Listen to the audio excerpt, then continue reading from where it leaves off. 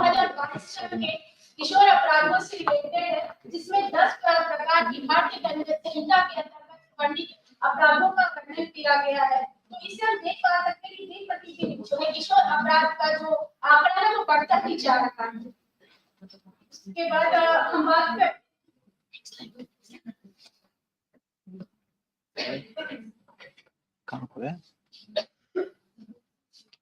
अगर हम बात करें किशोर के अगर शाब्दिक अर्थ के बारे में, तो ऑक्सफोर्ड डिक्शनरी के अनुसार अंग्रेजी शब्द डेलिक्वेंट अपराधी का मतलब है अपराध करने की प्रवृत्ति। कानूनी दृष्टि से किशोर अपराध का अर्थ है 18 वर्ष से कम आयु का किशोर या बच्चे या नाबालिग की असामाजिक या आपराधिक गतिविधि। अगर इसकी हम बात करें तो ये अंतर्राष्ट्रीय जो संविधान है उनमें भी किशोर अपराध के बारे में वर्णन किया गया है, जैसे कि संयुक्त राष्ट्र मानव न्यूनतम नियमों के नियम 4 के अनुसार भी इसका वर्णन है कि बाल अधिकारों पर जो ये सम्मेलन हुआ था उसमें बच्चे को 18 वर्ष से कम आयु के प्रत्येक मानव के रूप में परिभाषित करता है, जब तक कि बच्चे पर लागू कानून के तहत व्यवस्था पहले प्राप्त न हो। दूसरी ओर अगर हम भारतीय संदर्भ की बात करें तो किशोर न्याय देखभाल और संरक्षण अधिनियम 1986 इसमें भी एक आयु तय की गई, लड़के के लिए 16 वर्ष और 18 वर्ष। इसके बाद 2002 का चेंजिंग एक्ट आया, फिर 2015 का आया, इसमें इसके संशोधन अधिनियम आया। अगर हम आगे बात करते हैं जिम्मेदार कारक, उसके सामाजिक आर्थिक कारक है, पारिवारिक गतिशीलता और पालन पोषण चलिए स्कूल से संबंधित कारक है, खासकर सबसे ज्यादा प्रभाव मीडिया का पड़ता है बच्चों पर, वो उसमें नायकों को देखकर बहुत प्रभावित होते हैं।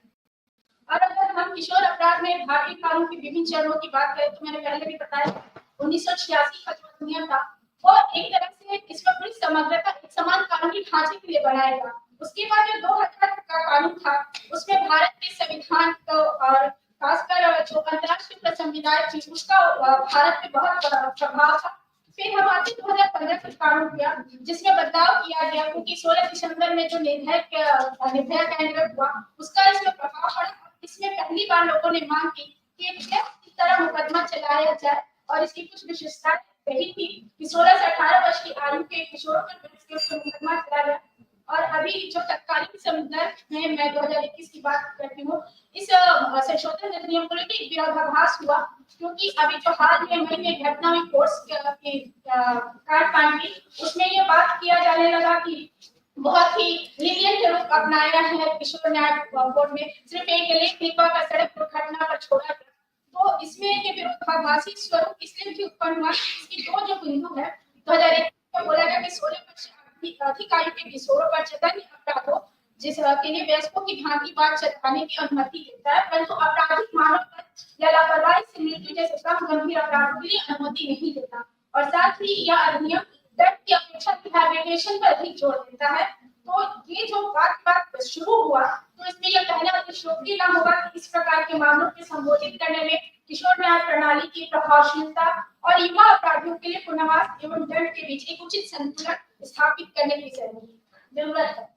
निष्कर्ष और सुझाव पर अगर हम बात करें तो भारत सरकार ने बहुत सारे नियम बनाए हैं, लेकिन उसका जमीनी स्तर पर हमने क्रियान्वयन नहीं देखा है। इसमें संवेदनशीलता की बात सबसे पहले आती है, चाहे पुलिस विभाग हो या फिर समाज में बच्चों को अपनाने की, तो इसके लिए संवेदनशीलता पर कार्य ज्यादा करने की जरूरत है, सामुदायिक भागीदारी की भी जरूरत है। और एक चीज और भी है कि हम लोग हमेशा बात करते हैं जो कॉन्फ्लिक्ट विद जो बच्चे कठिन परिस्थितियों में कानून के साथ संघर्ष कर रहे हैं, ऐसे किशोर अपराध से जुड़े बच्चे, तो उनके लिए समाज में बहुत कम आक्रोश या सहानुभूति देखी जाती है। तो इसके लिए जागरूकता की जरूरत है। और जो बात की जाती है कि किशोर अपराध में संलिप्त बच्चे आते हैं तो उनके लिए मीडिया और खासकर जो किशोर न्याय बोर्ड है उनकी जो गोपनीयता की जो जिम्मेदारी है वो बखूबी नहीं निभाई जाती, तो इन पर काम किया जाना चाहिए। धन्यवाद।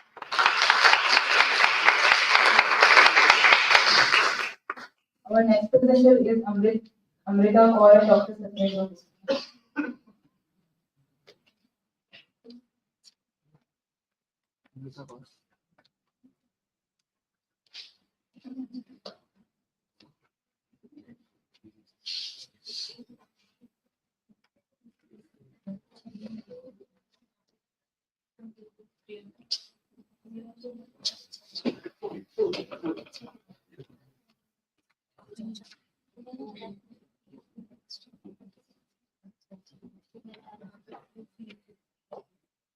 Good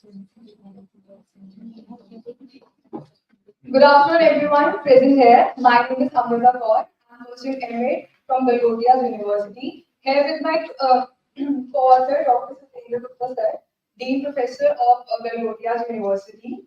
I'm here to present my paper on emotional development of children, difficulties in their relationship with parents, peers, and friends. जैसे कि हम सब जानते हैं कि हाँ, एक बच्चे का इमोशनल डेवलपमेंट करने के लिए ये तीन एस्पेक्ट सबसे ज्यादा इंपॉर्टेंट होते हैं, पेरेंट्स, पीयर्स एंड फ्रेंड्स। तो मेरा जो आज का टॉपिक है, इसलिए मैंने ये टॉपिक लिया है क्योंकि हमने इसके बारे में डिफिकल्टीज के बारे में ज्यादा डिस्कशन नहीं हो सकता। इसके so I start with PPT and before I start I would like to thank the Army Institute of Education for giving me this opportunity to come here and present my paper and my views on the topic.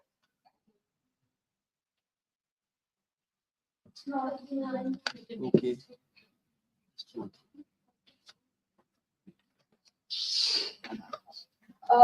As you all know, children emotional development में सबसे बड़ा role होता है उनके parents का, because वो first ऐसे aspect होते हैं जिनके साथ बच्चे मिलते हैं और उनके इमोशनल डेवलपमेंट शुरू होती है। इमोशनल डेवलपमेंट का फर्स्ट स्टेप जो होता है वो हमारे पेरेंट्स के द्वारा दिया जाता है। सेकेंड, जैसे ही वो ग्रो करते हैं उनका सेकेंड एस्पेक्ट जो होता है फ्रेंडशिप, जिसके साथ वो ज्वाइन करते हैं और अपने इमोशंस को डेवलप करते हैं। And the third is peer. So before I pursue, I would just like to clear this in one line: the difference between the friendship and friends and the peers. Peers are all those which come might be your class fellows, or they could be your seniors or juniors, and friendship could be friends could be your childhood, or might be come from the college or school. These are the papers which I have done my research from. Next.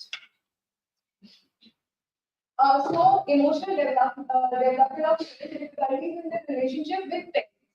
Parents के साथ सबसे ज्यादा दिक्कत बच्चों को कहाँ पर आती है? जब पेरेंट्स सपोर्ट, जैसे पेरेंट्स जो है अलग अलग फैमिली से लोग बिलोंग करते हैं, अलग अलग कल्चर्स हैं, अलग अलग फैमिलीज के अलग अलग सिचुएशंस होती हैं और अलग अलग कंडीशंस होती हैं, तो हर बच्चे को वैसा इन्वायरमेंट नहीं मिल पाता है। तो जो 4 पॉइंट्स है जिनके बारे में डिस्कस करना चाहूंगी। पहला, सपोर्टिंग ऑफ नीड। कई बार पेरेंट्स बच्चों को उस टाइम पे सपोर्ट नहीं कर पाते हैं जब उनको सबसे ज्यादा उनकी जरूरत होती है, क्योंकि लैक ऑफ कम्युनिकेशन। कई बार ऐसा होता है कि बच्चे माँ बाप से डर जाते हैं कि ना जाने वो डांट देंगे या इनडायरेक्टली हो जाती है, इस वजह से वो नहीं कन्वे कर पाते। Second is emotional coaching. So what is the meaning of emotional coaching? Ki how to make balance or how to react making up basically a relation between how you take the things and react on the things. The third one is cultural influence. As just I told you कि हर family का अलग अलग culture होता है, अलग अलग situations होती है, तो पेरेंट्स अलग अलग तरीकों से बच्चों को टैकल करते हैं। Individual difference in parents. Sometimes what happen, एक फैमिली में कपल है जो बहुत ज्यादा लड़ता है, तो अपने बच्चे को इतने ज्यादा तरीके से नहीं एम्पैथी नहीं दे पाता, अपने बच्चे की हेल्प नहीं कर पाता, उसकी सिचुएशंस नहीं समझ में पाता। तो यहाँ पे डिफिकल्टी होती है जब पेरेंट्स का इमोशनल डेवलपमेंट जो फर्स्ट एस्पेक्ट है वहीं पे ही बच्चे का जो है इम्बैलेंस शुरू हो जाता है, which actually leads to my second aspect, that is peers. अब जब बच्चा बड़ा होगा तो उसकी पीयर फ्रेंड्स बने, पीयर्स आएंगे, तो उनके अंदर पहला स्टेप जो था फैमिली पेरेंट्स, वहीं पर ही चीजें खराब होनी शुरू हो गई, तो आगे भी उसी को करनी होगी। पीयर्स में क्या क्या प्रॉब्लम आती है? First is lack of social skills. जब फैमिली के अंदर ही वो चीजें नहीं प्रॉपर्ली ग्रास्प कर पाया, तो पीयर्स में भी वो नहीं कर पाते, तो सबसे ज्यादा उसको अपने इमोशंस को कन्वे करने में प्रॉब्लम होती है। Second is emotional dysregulation. He is not able to manage their own emotions. Sometimes what a child do, sometimes they overreact and sometimes they hide their emotions. They don't actually convey what they are feeling. The third is aggressive behavior. Sometimes the child gets frustrated and they don't react, and sometimes they react in a very aggressive manner.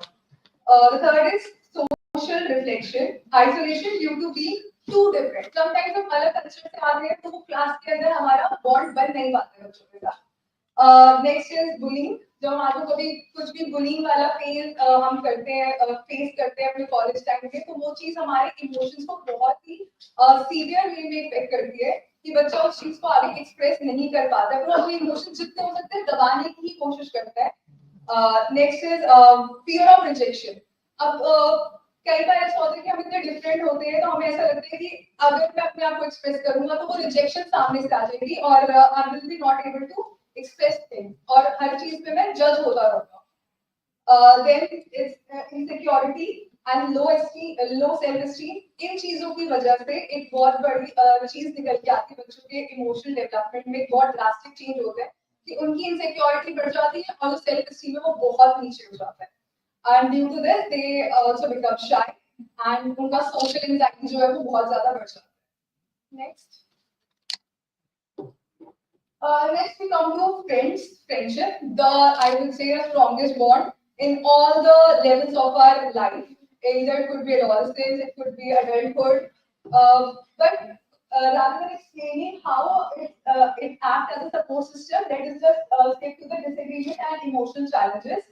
Conflicts between friends. ये सबसे बड़ा aspect होता है जिसमें बच्चा अपना emotional balance खो देता है बिकॉज एक बहुत ज्यादा स्ट्रॉन्ग बॉन्ड जो है वो अपने फ्रेंड्स के साथ शेयर कर रहा होता है, तो उसमें इतना सा भी कॉन्फ्लिक्ट होता है तो वो बच्चे के इमोशनल बैलेंस जो है वो बिगड़ जाता है. Friendship also leads to jealousy sometimes or anger, and it makes difficult to keep it healthy. तो जब जेलेसी फैक्टर कई बार फ्रेंड्स में बहुत ज्यादा बढ़ जाता है कि उसको ये क्यों मिल रहा है मुझे ये क्यों नहीं मिल रहा, जबकि हम सेम लेवल पे थे सेम सब कुछ कर रहे थे, उसमें जेलेसी ये सब चीजें बढ़ जाती है और ये बहुत मुश्किल हो जाता है कि फ्रेंडशिप जैसी बॉन्ड को भी हेल्दी रखना. So next. So at the end, I would like to conclude my PPT, my paper in 2 sentences. Please learn this, that children are not a clay or a sand which we can mold. They are actually a person. We need to unfold them. They have so many layers, so many aspects. Even being a parent, being a teacher, we need to keep our emotion aside and be there with them whenever they need us. Thank you. Now I would like to call Krishna Ghosh. Okay, next. Next is Karishma Mehta. Nishtha Tiwari. Nishtha, be present, be ready. Come on.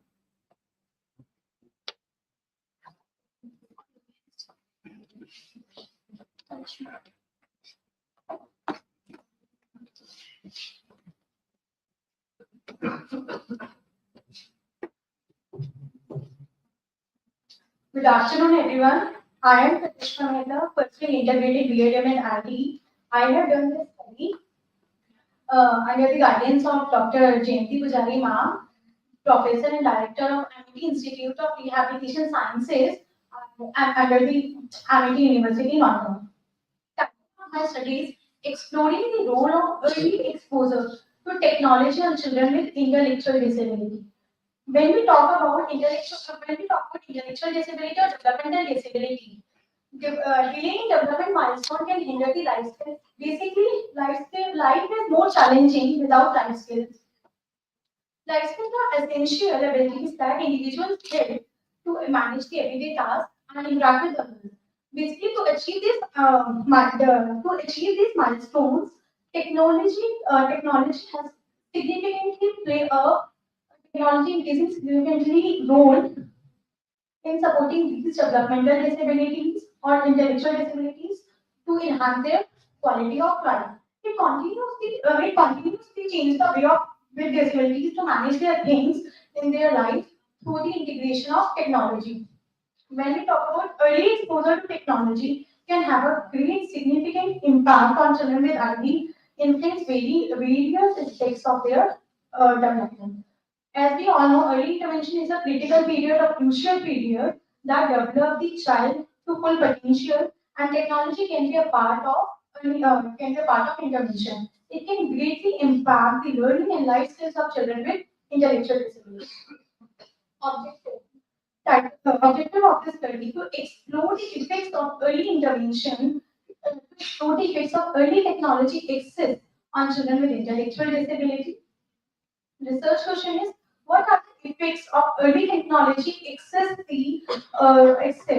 what are the effects of early technology access on children with intellectual disability? Research methodology is this paper conducts a narrative review of relevant literature in collecting primary data, relevant research papers were sourced, and information gathering from their findings.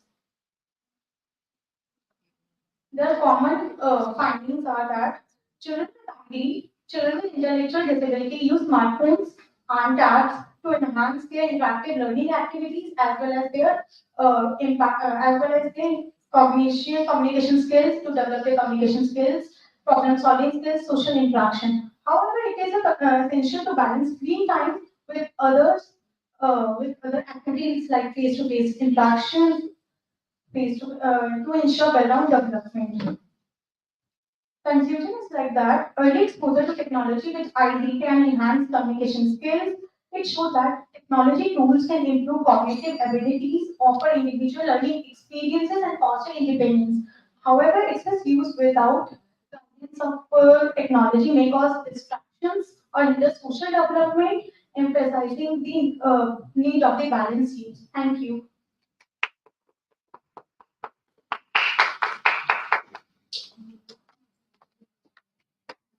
Our next presenter is Nishtha Tiwari.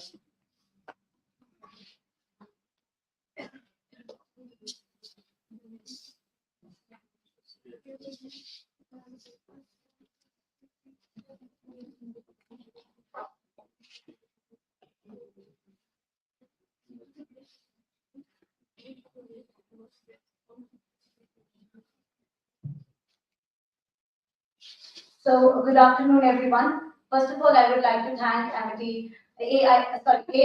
AIE for giving us the opportunity. I'm sorry, I'm nervous. So, my name is Nishtha Tiwari. I'm pursuing integrated B.Ed. SLD. I have written this research paper under the guidance of Parul Walia ma'am. So, the title of my paper is Inclusive Education and its Evolving Scenario. So, I think as the upcoming special educators, there's a specific need to understand the evolving scenarios that are there in the field of special education. So, inclusive education in India aims to provide equitable learning opportunities for all children, including those with disabilities. Despite progressive policies like RTWT Act 2016, NEP 2020, they are there, but there are certain challenges such as resource gaps, teacher preparedness, lack of teacher trainees, and societal stigma that hinders its effective implementation. Objective of my study is challenges in policy implementation, a competitive and teacher training analysis, and impact, cultural influence, and long-term outcomes that come under the field of special education. So after doing certain research analysis, there were certain research questions that we have framed. The first is, what are the key challenges that schools face in implementing inclusive education policies such as RTWT Act 2016 and NEP 2020? They are there. Governments are working on that, but how is the implementation? Are they actually implementation working? Are the implementations effective or not? The second research question is, how does the perspective and the attitudes of administrators, educators, and parents influence the success and the effectiveness of inclusive education in Indian schools? The perspectives and the attitudes that we as special educators and the collaboration we have with the parents, that is more important. The third research question is, how does teacher training along with professional development and the modern assistive technologies contribute to the academic and social outcomes of the children with disabilities and inclusive education? So the methodology was that we collected certain data, we reviewed different literatures, and we came to certain conclusions. So many research, the review of literature was conducted in which the major findings were that the infrastructure should be improved, the teacher training programs should be implemented, the constant monitoring of RTWT Act implementation, the NEP 2020 implementation, whether it is happening and when it is happening, is it effective or not?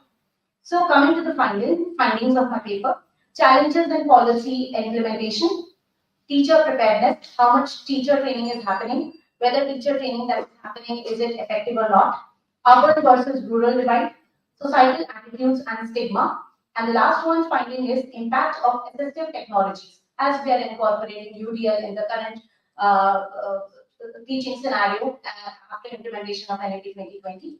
So certain recommendations are investment in resources and infrastructure, teacher education reforms, addressing societal attitudes, and at the end, I would like to conclude my research topic by enhancing and focusing on the on couple of sentences. That the first is that gap between policy and practice. The policies are being made by the government, but it's we how the administration is actually working on the implementation, how the practice is happening in the school administration. The second is need for investment and societal change. As we, the future special educators, we need to focus on the cultural aspect, the different backgrounds from which students are coming.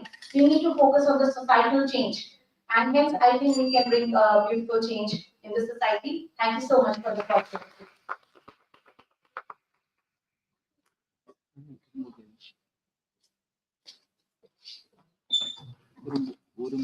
Our next presenter is Preeti Singh.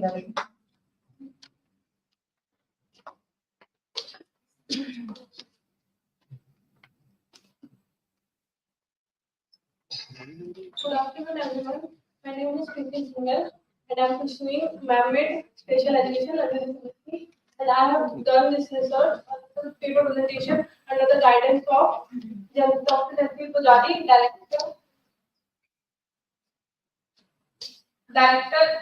and Assistant Professor of AIRS, MIT University. So I have taken this topic because I found my topic is the role of media in raising awareness and advocating for child abuse prevention strategies and challenges. I have taken this topic because the role of media is very important in our lives because it has power to shape our perception and attitude towards the awareness of child abuse. As child abuse is as child abuse is a critical societal issue that requires urgent attention to protect vulnerable children and promote their well-being.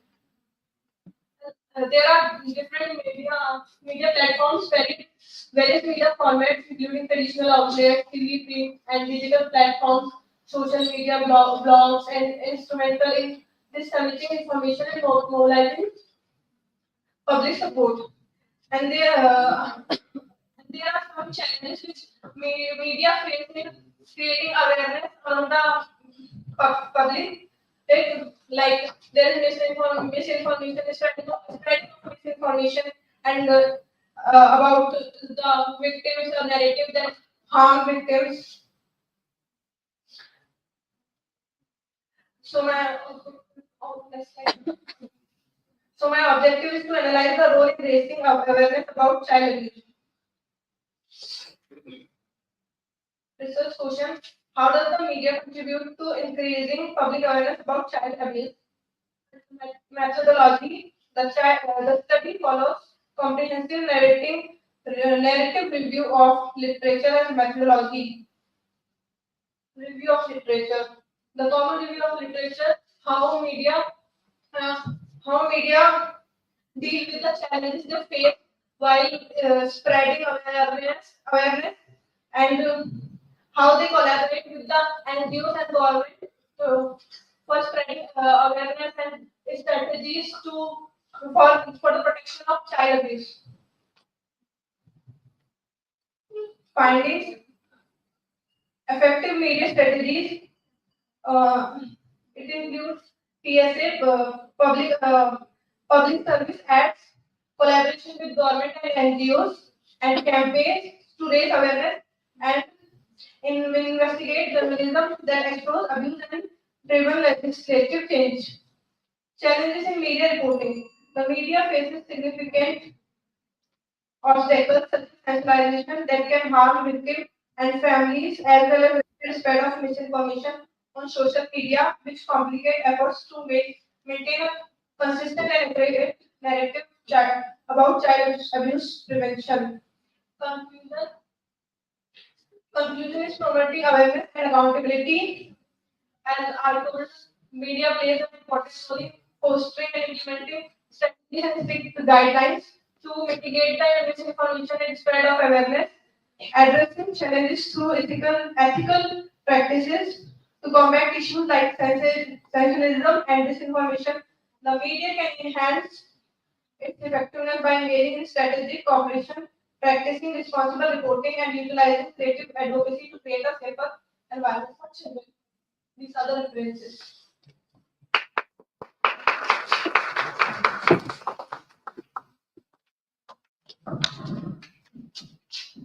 Our next speaker is Muskan Padana.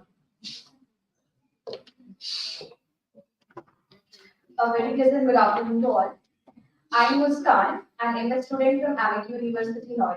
Along with my professor, Dr. Sampurna Gohar, I have done my research. So before coming to my topic, I want to just give a line, a quote, that is, when you teach a child to a garden, you show them how to grow their own future. So basically, my topic is about the gardening, as you all know what's happening in gardening. Okay, so my topic is the importance of gardening as a sensory activity for enhancing development in child with intellectual disability. Okay, so why I have chosen intellectual disability? Just because my specialization is into intellectual disability. So intellectual disability is a condition characterized by a significant limitation in both adaptive behavior as well as intellectual function. So in adaptive behavior, how can we help the child, like the child in managing their behavior, the stress, and all of the errors? So we covered the basically the functioning of a child, and in the intellectual part, we focus on the cognitive behavior of a child more of. So these are the rational needs and significance. So it only basically talks about why I choose this topic, and it follows up with the physical activity. In the gardening, the child performs the physical activity which leads him to improve him or her to improve his physical performance. As special educator, we focuses on the child's both the areas like fine motor activities and the gross motor activities. The fine which focuses on the gripping of the child, so that how he plants or how she plants a tree, how she takes care of her plant, and it shows the carefulness and the love towards the plant. So this is all in the physical activity. Then the mental health, it helps them to release the stress, the frustrations they feel, and the social connections also. They feel the connection with the plant that when they grow their plant, improve their diet. They know the benefits of individual plants. The vitamin D, which is very important because the students nowadays were in lacking vitamins, so it's helping that also. Sense of purpose. They touch the tactics. They can feel the texture of each plant, or they can smell the plant. The self-esteem. This also improves their self-esteem. So I move towards the ROL, which is review of literature, and I've covered two major ROL, which covers all of my study. And now I'll be covering the findings and the methodology which I'll be using. It's a systematic literature review and approach the impact of sensory innovations, specifically guarding of development of the child with intellectual disability. So in total I have read 11 papers, in which 27. So the national, okay, I think we have a less time, so I'll move towards the objective. My objective of the research is to explore the impact of structured gardening activities on sensory integration, motor coordination, and attention in children with IQ. To assess the role of gardening in improving the cognitive, emotional, and social development of the child, and to evaluate the potential of gardening as a therapeutic tool for enhancing independence, emotional regulation, and social interactions with them. So here the research question: how do structured gardening activities influence sensory integration, motor coordination, and attention in children with IQ? The second is, in what way does gardening contribute to the cognitive?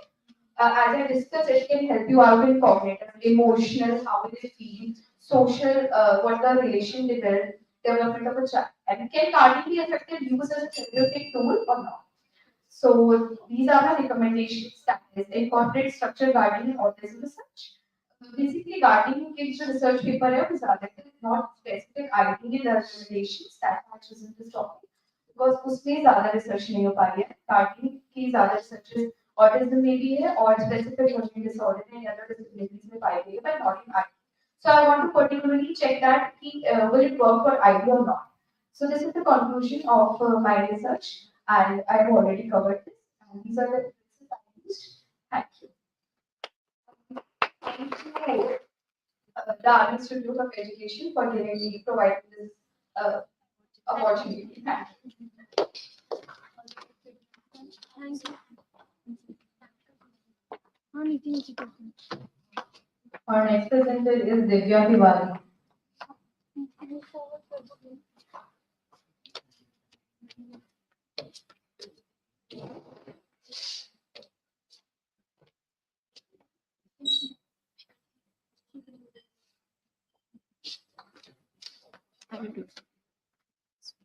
Good afternoon, everybody. My name is Divya and I'm a student of Amity University and currently I'm pursuing my integrated BA Special Education and Specific Learning Strategy. And this is my final year, so I am here to present my paper under the guidance of Dr. Nupriya Kapoor Yadav. He is my guide as well as I'm a scholar. So the topic of my research paper is exploring teacher education for inclusive excellence, perspective of fee-service special educators in promoting equitable education for all. Why I have chosen this topic? Because teacher education and specifically teachers play a very pivotal role in the development of a child. And when it comes to teacher training, how pre-service teachers are getting educated and is their teacher education program is promoting or giving them the necessary skills so that they can promote equitable education for all when they will be going into the school itself.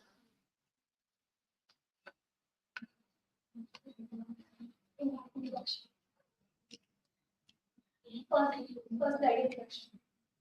So inclusive education has emerged and gained widespread adoption as a global phenomenon and promoting equitable education for all. And in the school education, particularly, inclusive education talks about three things, that is the diversity, inclusion, and equity. So, so how teacher education and the pre-service special educators are addressing diverse learning needs in the classroom, and teacher education and how teacher education program build the skills and competencies among the aspiring teachers to effectively implement inclusive practices in classroom setting. Because pre-service special educators and the special educators are the flag bearers of inclusion in the mainstream schools and in the society as well. So the objective of my paper is to explore the perspective of pre-service special educators on inclusive excellence towards empowering children with diversity and to explore the adequacy of their teacher education program in equipping pre-service special educators with the relevant skills that are needed in the classroom. The research questions are: what is the perspective of the pre-service special educator regarding inclusive excellence for children with diversity? And which are the best practices being integrated for the skill set development to achieve inclusive excellence in the classroom? So I have done few literature review. I will be skipping them and will be also the research methodology I used particularly for my research paper is a survey study. A survey of pre-service special educators, 80 total pre-service special educators enrolled in various arts and programs in B.Ed and M.Ed education courses was taken to explore their perspective of teacher education program and promoting equitable education for all. The survey questions there mainly included about inclusive education, the policies for equitable education for all, and the teacher education program. The participants' answers were analyzed and the findings have been discussed. I am giving the review of literature. So, based on the survey, the findings came out about the objective, the first objective, the perspective of pre-service special educator on inclusive excellence towards empowering children with diversity. 60.3 participants believe that inclusive education is extremely important, and and they believe that many of the these special educators believe that differentiated instruction, cultural responsive practices, assistive technologies, and peer tutoring are effective strategies in promoting equity among students with and without disabilities. Additionally, 73.4 participants believe that specific instruction strategies like universal design for learning and differentiated instruction can be successfully implemented in the classroom setting, whereas 65.8% believe that the curriculum adaptation adequately supports equitable education for all. The next objective explored the adequacy of their teacher education program in equipping these special education educators with the relevant skills, and the result indicated that 62.8% of the participants think that the NGT goal 4, that is quality education, and NEP 2020 have given enough attention to the professional development and the continuous professional development that is going on in regard of the NEP 2020. And majority of participants agree that the current teacher education program equip them with the necessary skills to foster equitable education for all. 60.8% participants agree that the teacher education effectively prepare educators to ensure that no child is left behind, while a majority of respondents agree that the training for inclusive policy advocacy is essential in teacher education.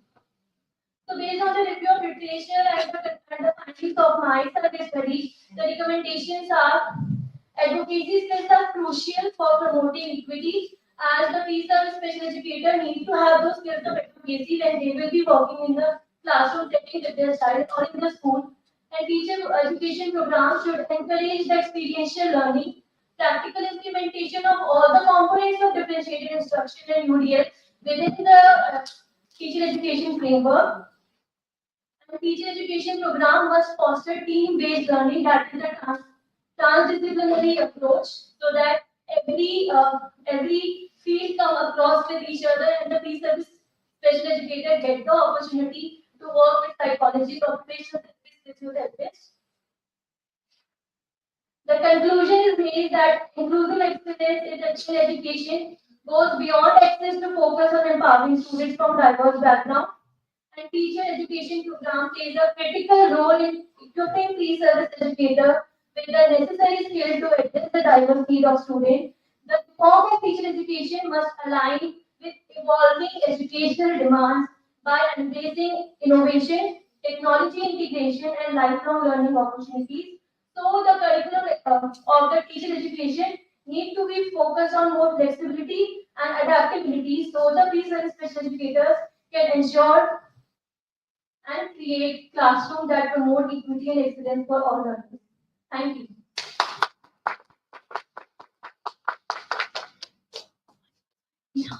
Our next presenter is Shiva Verma.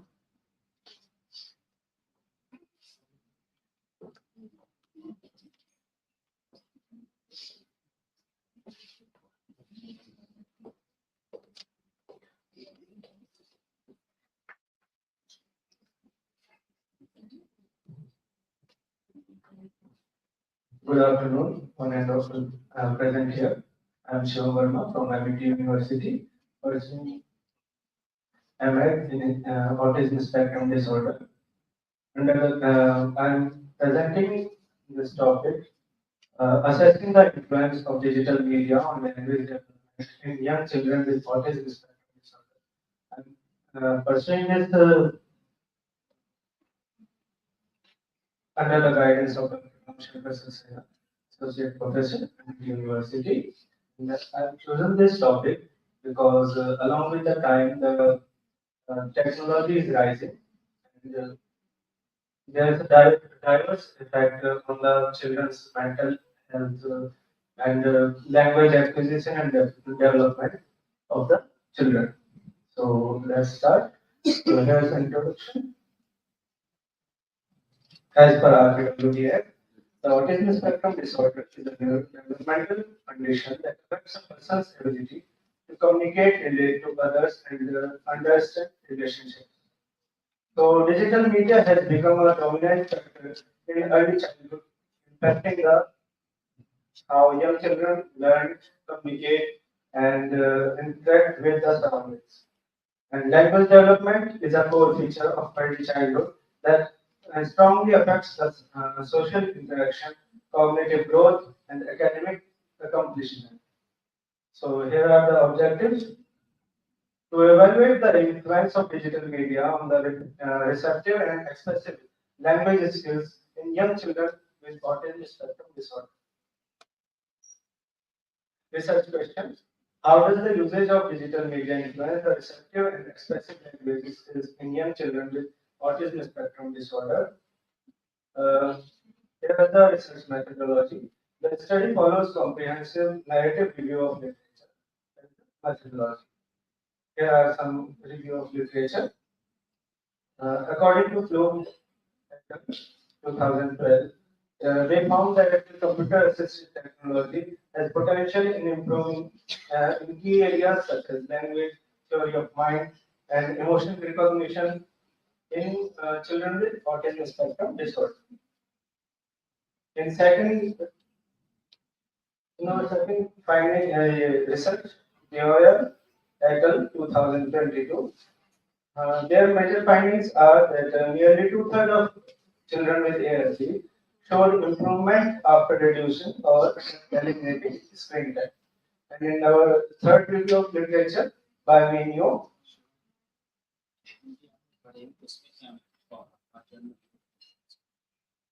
so the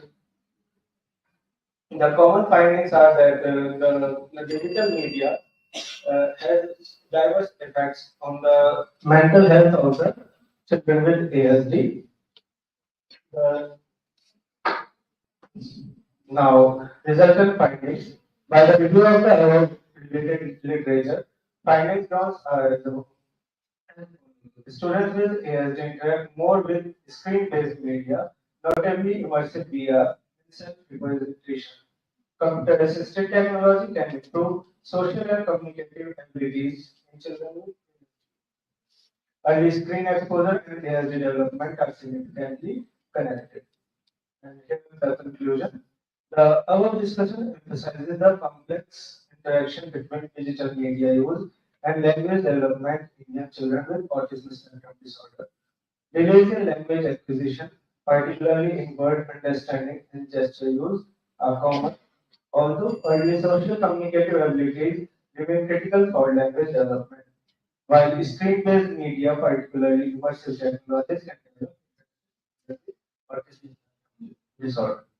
अह, और अंत में मैं ये कहना चाहूंगा कि अति सर्वत्र वर्गे हर चीज के अति जो है तो वो हानिकारक है। अगर हम इस टेक्नोलॉजी का इस डिजिटल मीडिया का एक अपना दिमागी रूप से अच्छे ढंग से इसका यूज करें तो ये इम्पैक्टफुल होगा, नहीं तो ये बच्चों के लिए और ज्यादा घातक साबित होगा। और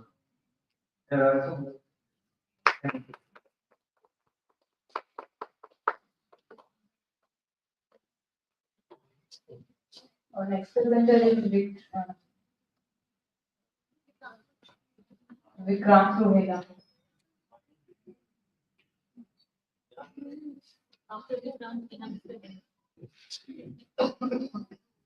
After Vikrant Rohela, Alisha Siddiqui.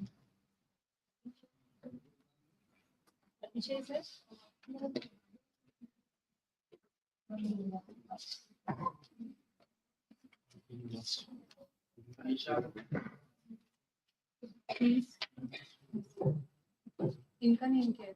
Vikrant Rohilla. Vikrant Number 18.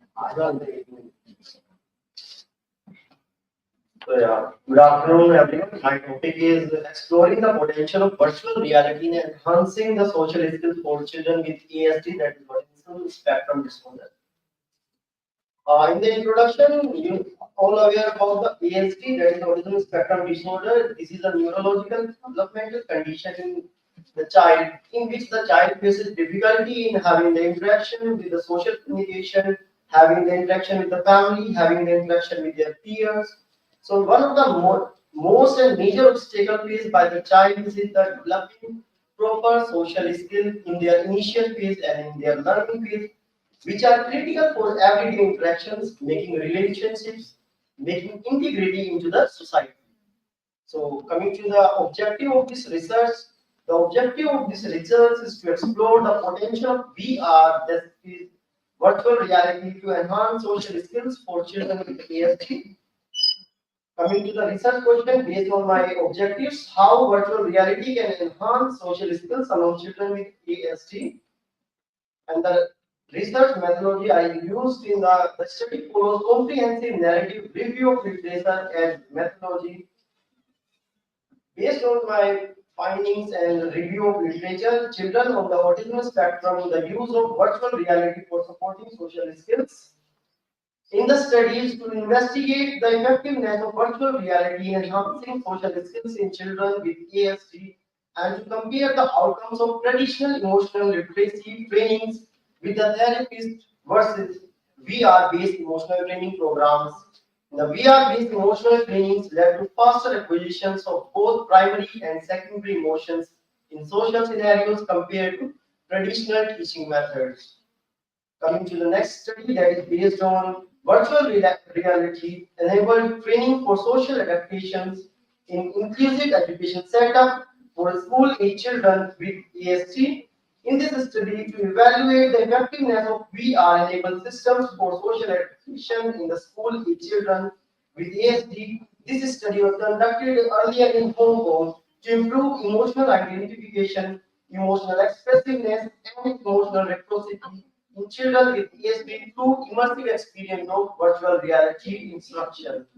And the major findings was the study demonstrated the potential of virtual reality as an effective tool for social skill training programs, social skill development, inclusive school settings, offering a safe, controlled environment. As you know, the child with ASD having problem in making their communication better with their family, with their society, so we can provide them a virtual environment that is safe environment, that is a completely controlled environment with a supervision of their faculty members.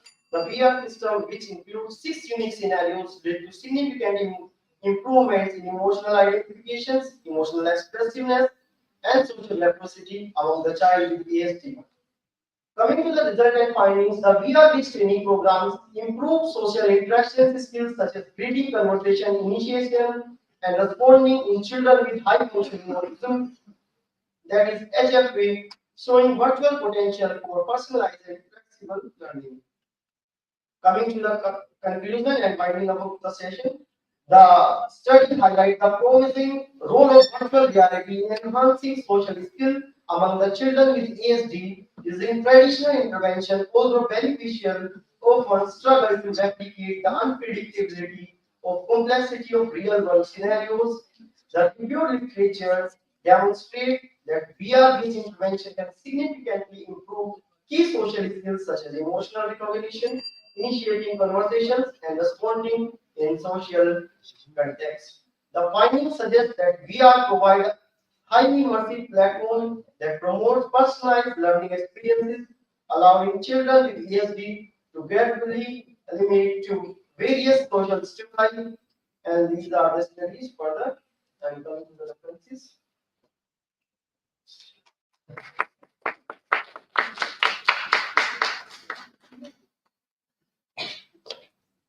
Our next presenter is Guria.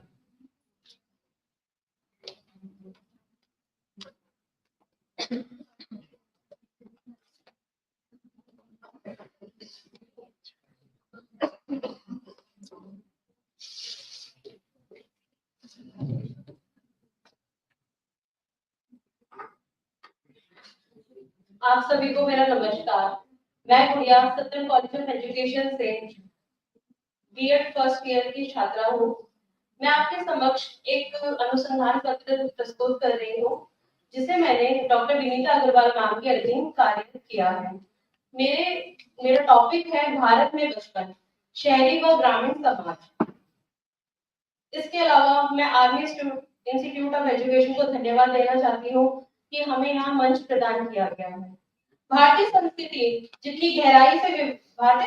में जितनी गहराई से विविधता पाई जाती है, जिसे हम बड़े गर्व से कहते हैं कि भारत विविधताओं से भरा एक देश है, लेकिन इस समाज में हम आगे नहीं कि भारत में बचपन से ही गरीबी, लिंग भेद, विकलांगता, सामाजिक भेदभाव का प्रभाव किस प्रकार बच्चों के मस्तिष्क में असर कर रहा है।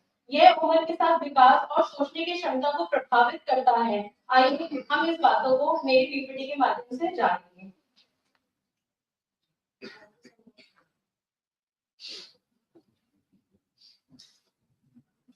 शहर व ग्रामीण क्षेत्रों में यदि हम देखें, गरीबी मात्र एक परिवार की नहीं, समाज की है। समाज के लोग अपने व्यवसाय में बच्चों को पढ़ाने में असमर्थ है। हालांकि सरकार द्वारा चलाई गई योजनाएं सर्व शिक्षा अभियान से कुछ परिवार अपने बच्चों को पढ़ाने में समर्थ रहे हैं, परंतु समावेशी विकास और समावेशी शिक्षा विकास का होना अभी बाकी है।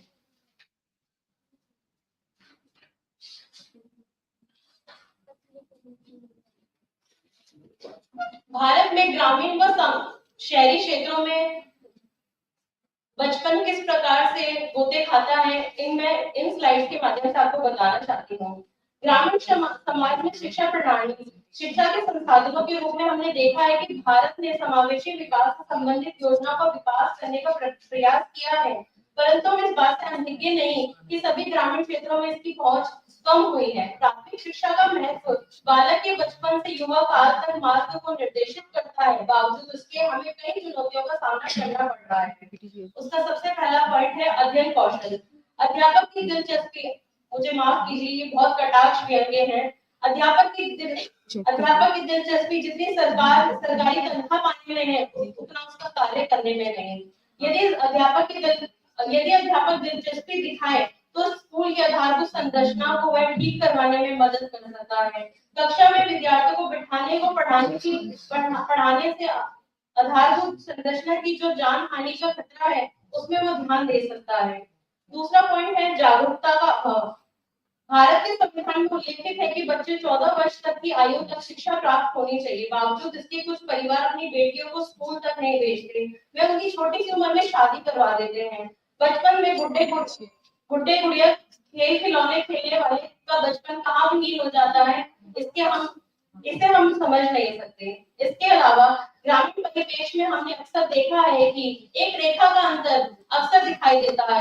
वह शहरी समाजों में नहीं बल्कि ग्रामीण क्षेत्रों में दिखाया जाता है। वह रेखा है अमीरी वर्ग और गरीबी वर्ग।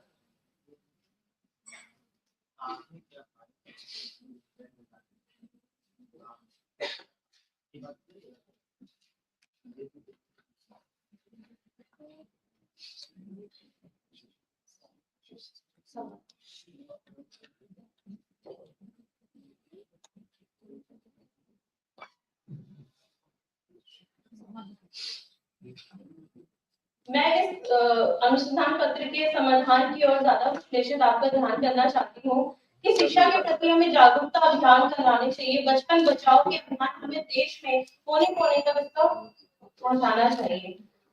आर्थिक संघर्ष से जूझ रहे परिवार को स्कूल में सरकारी योजनाओं से अवगत कराना चाहिए। स्वास्थ्य और पोषण के लिए माता पिता को जागरूक करना चाहिए। प्रदूषण को कम व खत्म करने के लिए जागरूकता के अभियान हमें शुरू करवाना चाहिए।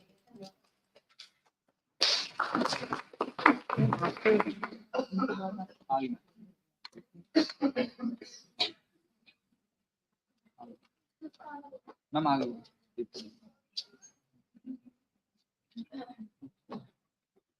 Our next presenter is Muskan Agarwal.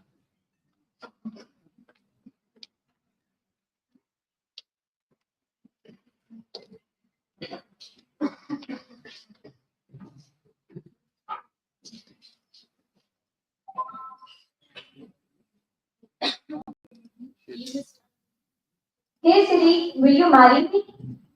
This seems unexpected, right? This was a question asked by a 13-year-old boy with autism spectrum disorder. Last year, Judman Newman noticed that her son Gus had forged an unexpected bond with Siri, which is the iPhone's intelligent virtual agent.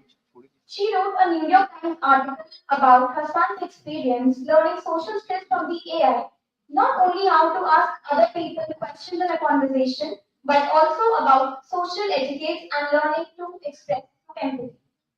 Gus' story is one example of how advanced digital tools like artificial intelligence and social robots are entering in autism therapies.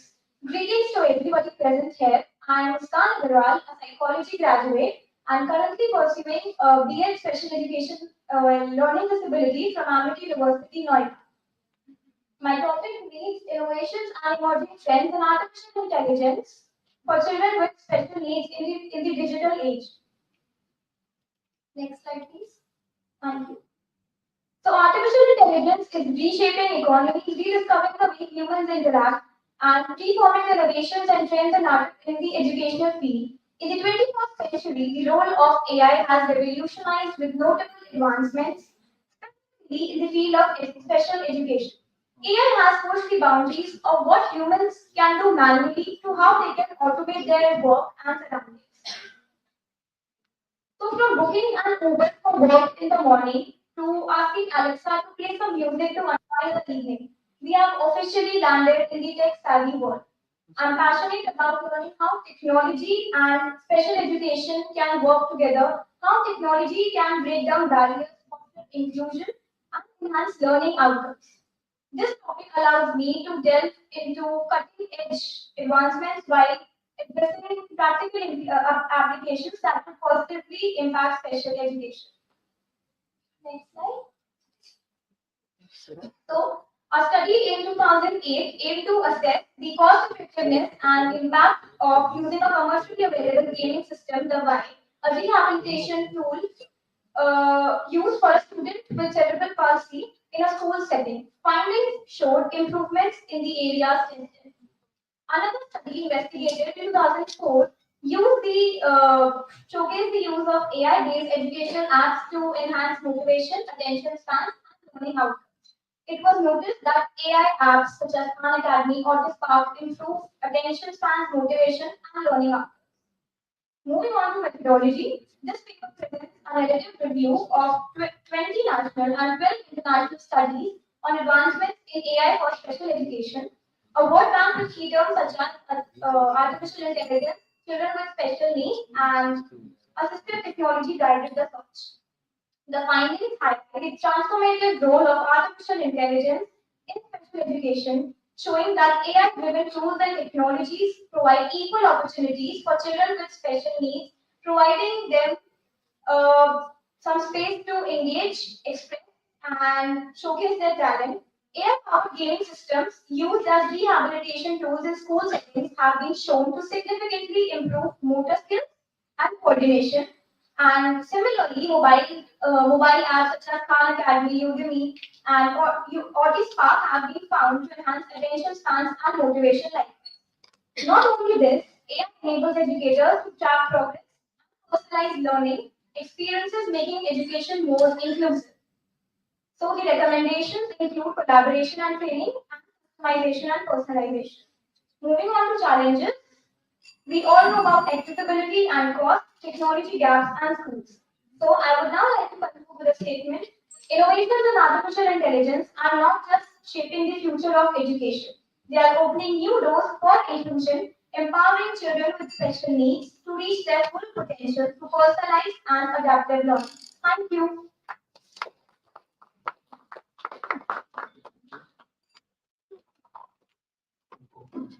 Now our next presenter is Akshita Sharma and Prachi.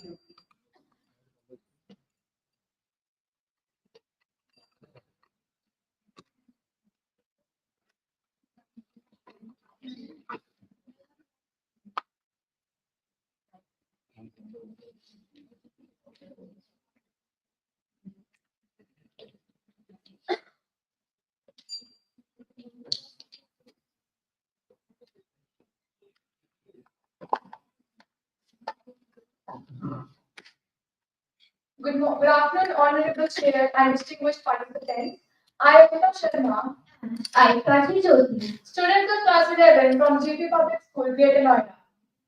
before you all, on behalf of Science Insight, to key discuss how screen affects children. But before we further discuss the topic, let's know about our community, Psych Insights, and our aim. We are a dedicated group of psychology students who have stepped forward to spread awareness with a clear and purposeful mission to create a positive impact in the world. We believe that awareness can spark change and change can transform lives. We have conducted 2 webinars till now, both being on adolescence. Childhood, it's a vital stage of growth where young minds explore the world with curiosity and wonder. It's a time of learning and forming early connections that influence their future. This phase shapes the foundation of their emotional, social, and intellectual development.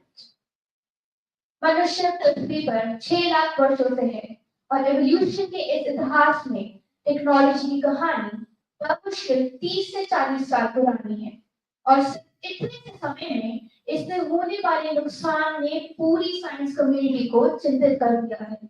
हमारा brain इस technology को handle करने के लिए बना ही नहीं। These are the wise words said by the famous neuroscientist as well as an author, Adam Gaskin. So without any further ado, let's dive right into the topic. Excess screen time is equal to less green time. Constantly sitting in front of a screen and mindlessly scrolling means children are missing out on the world around them. They're not engaging with their surroundings, exploring nature, or interacting with others. This lack of awareness can affect their creativity and overall well-being. Screen time reduces dream time. Just 2 hours on your device at full brightness can suppress the hormone that helps us fall asleep, known as melatonin. The problem is, if the sleep cycle among children is disrupted, even if they get to sleep, it won't be the deep rest they need to feel refreshed the next day. And the same thing applies to everyone present here at the moment. And we all know when we don't get enough sleep, what exactly happens. We feel irritated, we feel annoyed before our sleep, and forget and छोटी उम्र के बच्चों के phone के इस्तेमाल की आदतें चौंकाने वाली हैं। मात्र 1.5 साल का बच्चा 5 घंटे तक मोबाइल में खोया रहता है। माता पिता को बच्चे के फोन ज्ञान पर गर्व होता है, लेकिन बच्चे के रोने या किसी तरह की जिद करने पर बहलाने के लिए फोन देना उसे एक नई लत का गुलाम बनाने का पहला कदम है। Findings of the study published in online DMC public health journals show that screen use that exceeds the recommended daily amount in the early years is associated with developmental vulnerability.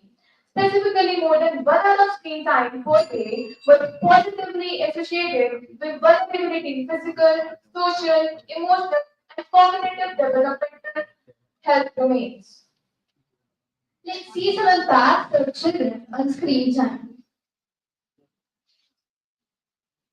Okay, they are sleep deprivation, low academic performance, dry eyes, and spending time with nature is declining in children.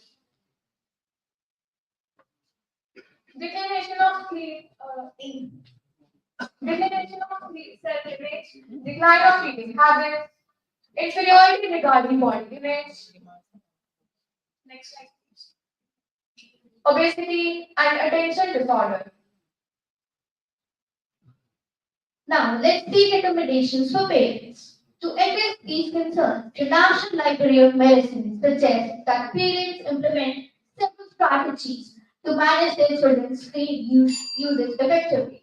First is setting boundaries. Second, utilizing parental controls. Third, demonstrating positive screen behavior. Parents serve as the crucial role models for their children. Thus, we should actively initiate the journey towards reduced screen time by implementing changes in their own behavior.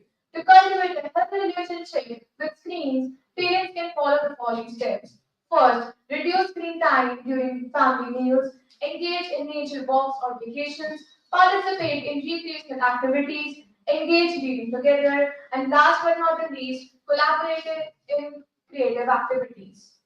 Not only parents, but teachers also play a very crucial role in overall development of children.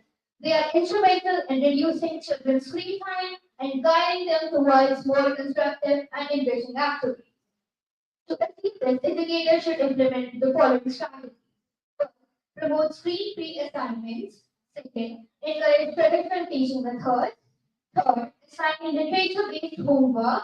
Fourth, moral storytelling and poetry recitation. Live in the real world, not the real world. The increasing screen time among children possesses a significant concern for the future generation. The study's preference in our presentation served as a wake-up call for all stakeholders involved in child development. It is imperative that we initiate a re-evolution of what constitutes healthy growth for children, who are the future leaders of our society. Further research in this area is essential, and the implications of such research should be taken seriously and implemented effectively within educational institutions and the broader community. Thank you for your attentive listening and for providing us with the opportunity to share our perspective on this important issue. Thank you once again.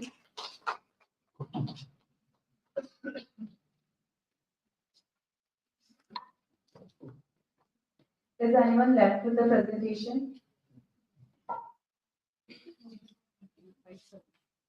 As the paper presentation concludes, it's an honor to welcome Dr. Satyendra Gupta Sir, Professor and Dean of Kalgotia University, the session chair of Technical Session 1, for the concluding remarks.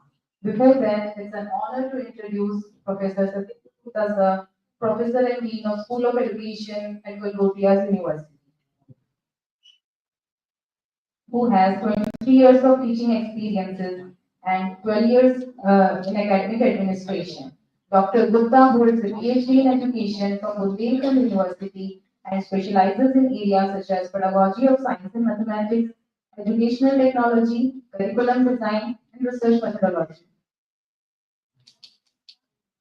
He has published a number of research papers and contributed chapters on educational innovations, including the role of artificial intelligence and emotional intelligence in education.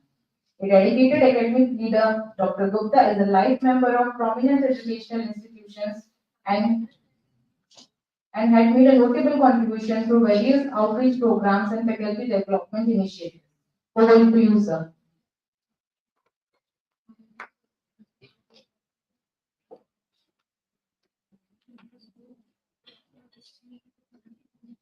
Thank you, ma'am, for inviting me here. कैसा रहा आज का दिन?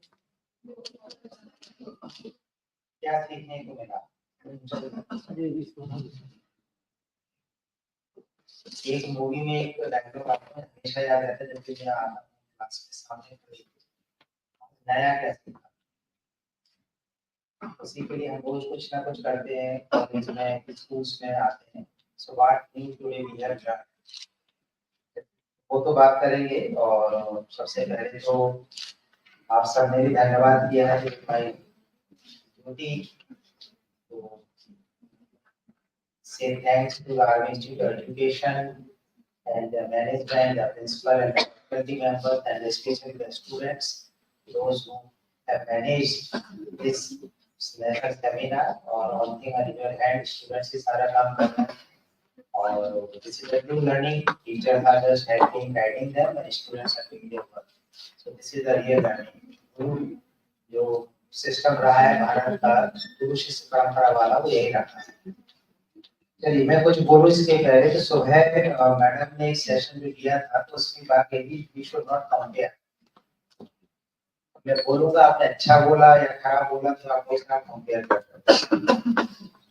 बताइए compare करना चाहिए नहीं करना चाहिए. Should one tell you how you perform or should not tell you how to perform. Sir positive comparison क्यों नेगेटिव कान के अच्छा सुनने के लिए थोड़े बने. हाँ ये कहा जा सकता है कि थोड़ा सा और अच्छा कर सकते हो थोड़ा सा और एफर्ट डालिए यू कैन डू बेटर थोड़ा और इम्प्रूवमेंट हो सकता है. ठीक है तो अभी जो सेशन हुआ है इसमें बहुत सारे मिक्स टाइप के हैं जिसमें कोई स्पेसिफाइड किसी एक एरिया पे कहूँगा तो नहीं हुआ है लेकिन हाँ स्पेशली दो लोगों की तारीफ फिर से बजवाना चाहेंगे अक्षिता जी एंड प्राची ज्योति.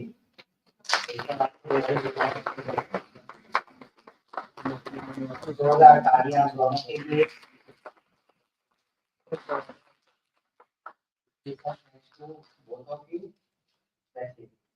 क्लास 11 में है और यहाँ इतने लोग प्रेजेंट है जैसे पेपर प्रेजेंटर तो ओनली 60 है तो नेचुरली उन 60 में भी you are the junior most. ऐसे ही कहते हैं नई पीढ़ी आगे बढ़ती है. This is the best example how we can help our younger generation to motivate them and to move them ahead. कि आगे बढ़िए, आगे काम करिए, उसका बहुत अच्छा एग्जाम्पल है. नेचुरली पेरेंट्स का तो कंट्रीब्यूशन होता ही है. पेरेंट्स, अब आप कहोगे भाई पेरेंट्स का रोल क्या है? जिसको कल के पेपर प्रेजेंट हुआ था उस पे बात आई थी. इन जनरल सुबह के सेशन में भी बात थी पेरेंटिंग, और अब जो हमारा रियलिंग केयरिंग हमारे अपनी जो पेरेंट्स के थ्रू होती है. सो नेचुरली सोसाइटी ने सिस्टम बनाया हुआ है, और जैसे भी लास्ट पेपर बात आई थी 1 लाख साल से ज्यादा हमारी ह्यूमन स्पीसीज है, और इस सोशलाइज होते होते और सिविलाइज होते होते बहुत लाखों साल निकल भी चुके हैं. हड़प्पा का भी लगभग 5000 से ज्यादा पुराना नहीं टाइम मिलता है कि इतने सिविलाइज सोशलाइज और सिस्टमैटिक जगह हमने रहना शुरू कर दिया था. तो नेचुरली एक दिन में नहीं हुआ है, तो हजारों साल का प्रोसेस है. और आज जो भी हम हैं, the thoughts we are having, the comments we are having, the comparison we are having, ये एक दिन का नहीं है. चाहे वो हमारे स्किन कलर को लेकर हो, चाहे हमारी बॉडी शेपिंग को लेकर हो, चाहे वो किसी भी तरह का हो, कि हमें अप्रिशिएट किया जाता है किसी वजह से, तो वो एक दिन में हमने नहीं सीखा है. ये हजारों लाखों साल की लर्निंग है.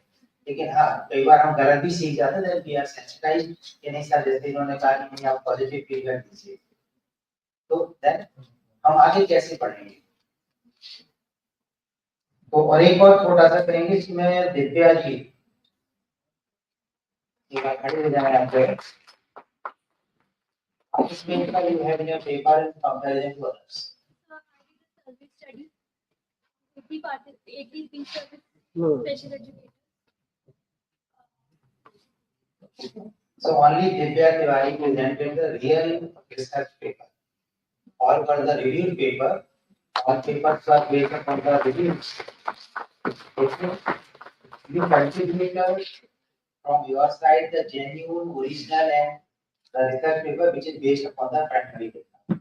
So that's again congratulations to you and wish you all the success for your future. या आगे भी ऐसे ही करें, और बाकी लोग भी समझ सकते हैं, सीख सकते हैं कि exactly what is the difference between the research paper and the review paper. अब सबने जो बोला है आपका अपना कंट्रीब्यूशन नहीं था. The research done by the other persons, you just take in their researches, their conclusion, their achievement, their findings, और आपने क्या कंपाइल करके उसको कर्नल बना के अपने नए फॉर्म में आपने उसको प्रेजेंट कर दिया. सो ये भी कंट्रीब्यूशन है, ये ऑल्सो न्यू कंट्रीब्यूशन, क्योंकि आपने जैसे कुछ लोग कोड कर रहे थे, मैंने कहा भी था कि परमानेंट कोड मत करिए, क्योंकि आपका क्या है, व्हाट इज योर ओरिजिनल. वो तो आप दूसरों की पढ़ाई कर रहे हैं, उन्होंने ये बोला, उन्होंने ये बोला, मेरा क्या था, why I selected that paper, क्योंकि आप इसे 11 पेपर नहीं पढ़े. एक्चुअली आपने कई पेपर पढ़ोगे, देन यू फाउंड कि नहीं 11 मेरे टॉपिक को सपोर्ट करते हैं. So it is also a contribution in the field of research. और बहुत सारे जर्नल्स केवल रिव्यू पेपर ही पब्लिश करते हैं. So it is also a contribution from our side कि देखिए इतने अलग-अलग लोगों के काम कंपाइल करके and I am presenting in a new form. तो वो भी कंट्रीब्यूशन है हमारा. और सबसे बड़ी बात होती है सारे आज हमारे सामने जो इतने लोग आए बीएड, एमएड और एक इंटीग्रेटेड प्रोग्राम के स्टूडेंट हैं. So this is also, we should be thankful to the Army Institute for giving us the opportunity and platform, क्योंकि इतनी जगह हमें चांस मिलता है कि as a student we should present our paper. तो ये भी लर्निंग है हमारे लिए. तो पेपर्स डिटेल में आपके पास फिर आएंगे जब जैसा मैडम ने बताया था कि प्रिंटेड फॉर्म में हमारे सामने होंगे. सो जो भी पेपर आपको पसंद आया हो उसको आप दोबारा पढ़ सकते हैं, आगे यू कैन अंडरस्टैंड. एक बात मैं जरूर कहूंगा, थोड़ा सा एक बार मुझे भी देखना होगा कि आप सबने यूज किया है एकदम रिसर्च पेपर. ये तो मैंने बता दिया आपको research question. So the review paper should be use the term research question. ये थोड़ा सा एक बार देखना पड़ेगा इसमें कि क्योंकि रिव्यू पेपर किया था आपने, कोई ओरिजिनल डेटा लेके आपने रिसर्च नहीं की है. So no research gap you fulfil through your paper. आपने अदर रिसर्चेस को कंपाइल करके और अपनी बात को कहा है. तो ये थोड़ा सा टेक्निकल है, ये आगे आपको सपोर्ट करेगा. तो एक बार देखिए, इसमें गलत कुछ नहीं था, लेकिन why you have used that terms फिर आपको शायद पता होगा. What is the meaning of the research question? Anyone कोई शेयर करना चाहे the meaning of research question? Specially सारे एमएटी वालों ने यूज किया है from research question. What is the meaning of research question?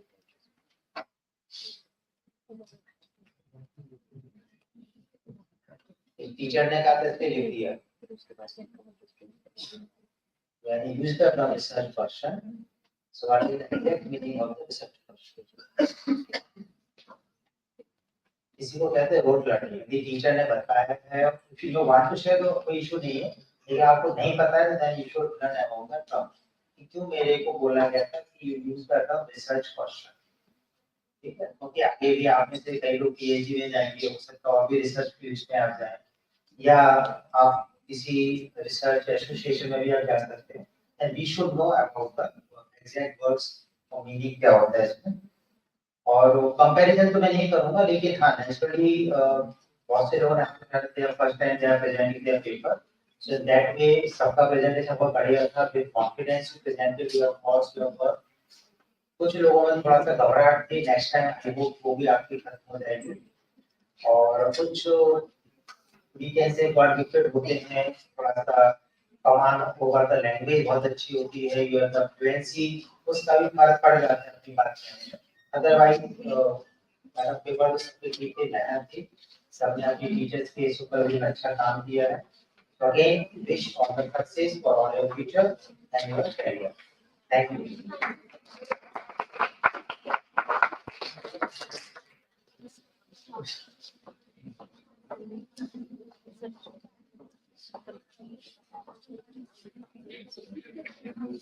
Thank you, sir, for your valuable words.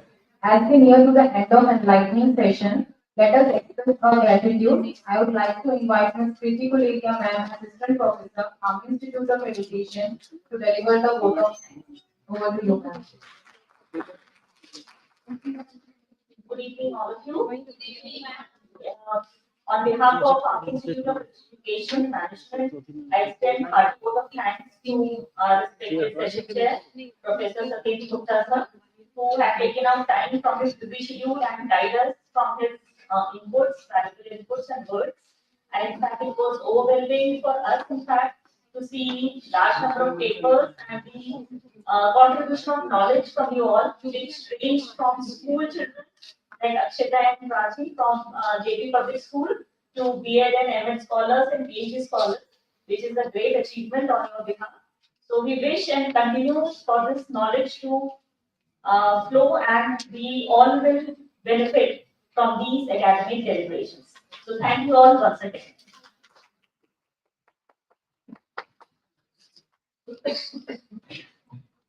Thank you everyone for sharing your knowledge with us. Now we will move forward to valedictory session, so please be seated.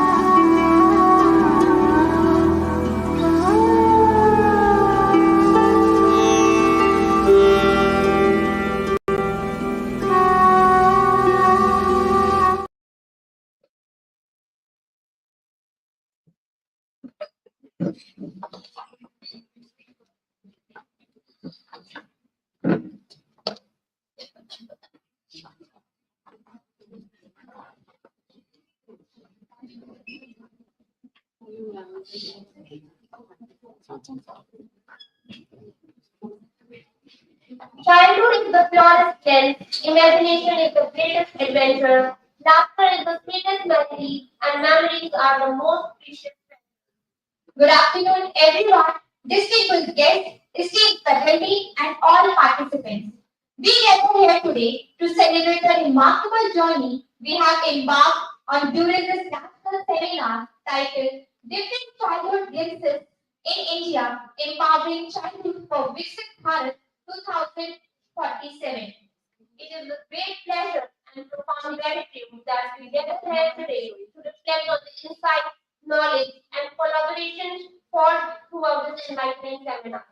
Throughout this day, we dwell into the rich spectrum of childhood in India, exploring innovative approaches to empowering our youth, sharing best practices, and anticipating a brighter future for our children as we approach Viksit Bharat 2047. As we come together to contribute this momentous event, let us take a moment to acknowledge and celebrate the collective wisdom and dedication of all those who have contributed to its success.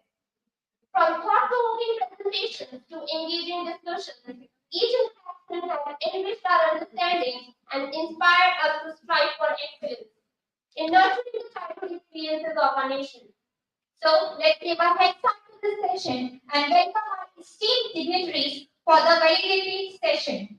Today, we have the honor of hosting Dr. Uma Ma'am, Padma Shri Awardee, founder and managing secretary of Amar Jyoti Charitable Trust, and Professor Bharti Sharma Ma'am, Jamia Millia Islamia University.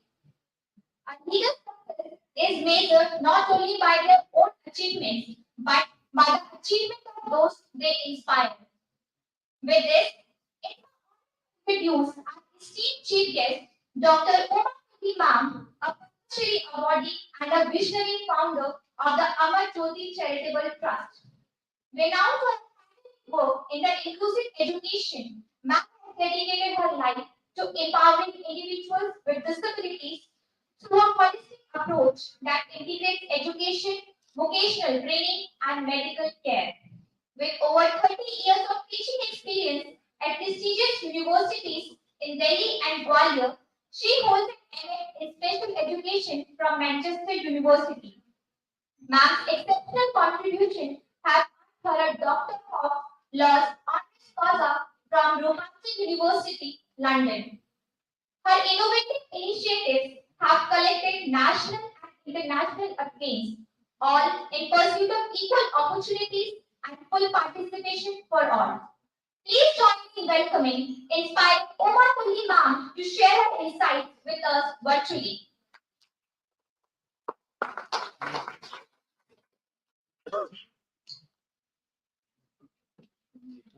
Am I audible? Yes. Can you all hear me? Yes. Yes? Okay, at the outset, I would like to thank AIE for inviting me to such a prestigious seminar, which is the need of the day. Being the guest of the last session is always very beneficial because most of the people must have already talked about what is there to say about childhood. Childhood, we all know, is the most crucial period of our children. They are the builders of nation, and education is the most important thing for children. In fact, as Nelson Mandela says, education is the most powerful weapon which you can use to change the world.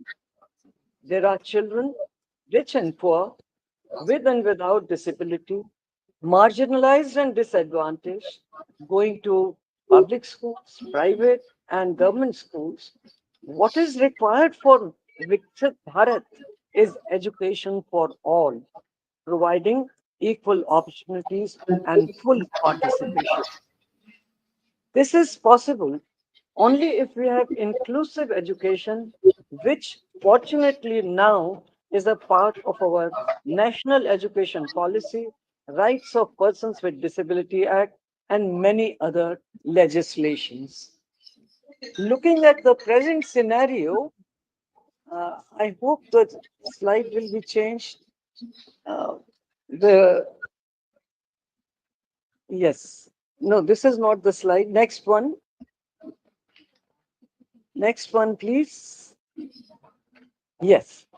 Looking at the present scenario of education, we see there are regular schools, there are special schools, integrated and inclusive schools, open schooling, and home-based education.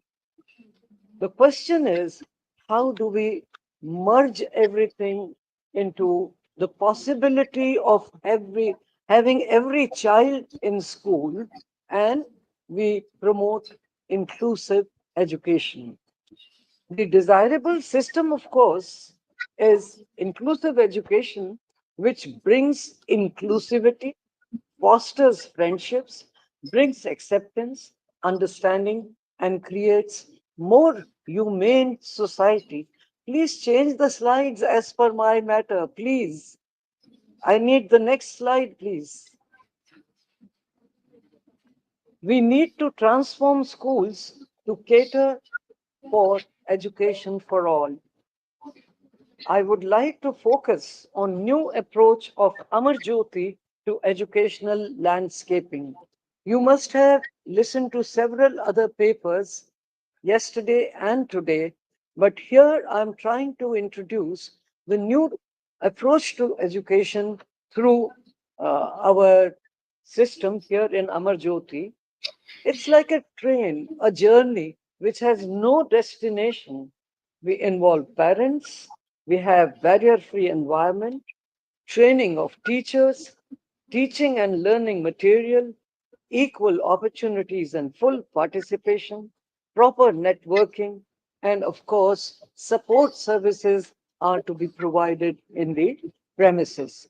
And that is why we have adopted holistic approach where, next slide please, uh, holistic approach where we have learning together with medical care facilities, therapeutic interventions, inclusive sports and cultural activities, capacity building courses like bachelor and master in physiotherapy, teachers training in special education, vocational training and skill development. Also, we have camps for identification and distribution of assistive devices to persons with disability as per their need. Now, for this kind of inclusive education, what we need to have is required services in one campus, equal number of children with and without disability. This is more important to me because having two children in 20 makes no sense. You must have equal number, or maybe 40, 60, or 27, equal number, and that also starting from nursery onwards. So what worked in our system is creation of barrier-free environment. Next slide, please. Creation of barrier-free environment. You can see on the right in the picture how we have children going up and down with the help of the ramp without any problem.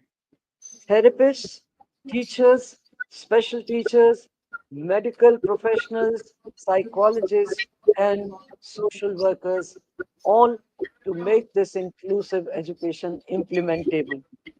Inclusion of learners with and without disability to study together from an early age in almost equal number is really what works beautifully. And for this, we need to have, next slide, conceptual building blocks of inclusion. That is, we have a three-tier admission system, adapted curriculum, and social inclusion. I would like to clarify this right in the beginning. For the time of admission in nursery class, we decide who is going to regular class, who is going to preparatory class, and who is going to special class. So you can have a glimpse of inclusive cultural activities, having skill training in campus helps in developing costumes of the children participating in cultural activities. We have inclusive sports. You can see wheelchair basketball here, and also inclusive sports activities having planned activities, planned items for them to play together in various activities. We also have grown from baby steps to a paradigm. In 1981, we started under a tree with just 30 children, 15 with disability and 15 without disability. And there was equal representation of girls and boys from negation to acceptance. You will be surprised how, in the beginning, people used to call me mad woman who is planning to have inclusive education, planning to have not only inclusive education, but having them in equal number in a class. And that they thought was absolutely impossible, but we made it possible. Equal representation of girls and boys was also there. And this acceptance, because parents used to say, no, no, we will not send our children to this school because they are having children with disability. That eventually was gone when they saw the abilities of children on uh, stage, on different activities like 26th January Republic Day Parade. We created a historic first by letting public know how inclusive group of children can perform even on a moving elevator, uh, performing not only simple thing but wheelchair dance on a moving elevator. We also took initiatives for inclusion, and that was reaching out to people through various camps. Camps not only to identify but also to counsel parents how education is very important, and children from all sectors of community came to our school to understand not only the concept but to promote this all over the country. And here is a scene from Lifeline Express camp. This is a train with 7 compartments, which has doctors in one room having surgeries done, and then post-operative room, and then there are 3, 4 important investigation room, and there is arrangement for cooking food for them. And we had 7,000 patients in the rural areas of Madhya Pradesh districts. Twice we had this camp, and several people were helped with the help of the community people and government. We also started Olympics, which is nothing to do with sports. In India, we never had it before. We call it competitions in vocational skills, which helps ultimately in getting employment, especially to persons with disability. And we had the privilege of hosting 6 international Olympics in 2003. This resulted in job opportunities highlighting their abilities. So, if you want to see the glimpses of courage of children who studied in inclusive school, a few examples. The first girl you see is Urmul Kher. She has become assistant commissioner in railways after clearing her IAS exam. There are 3 boys here in the next picture who have represented India in international wheelchair basketball.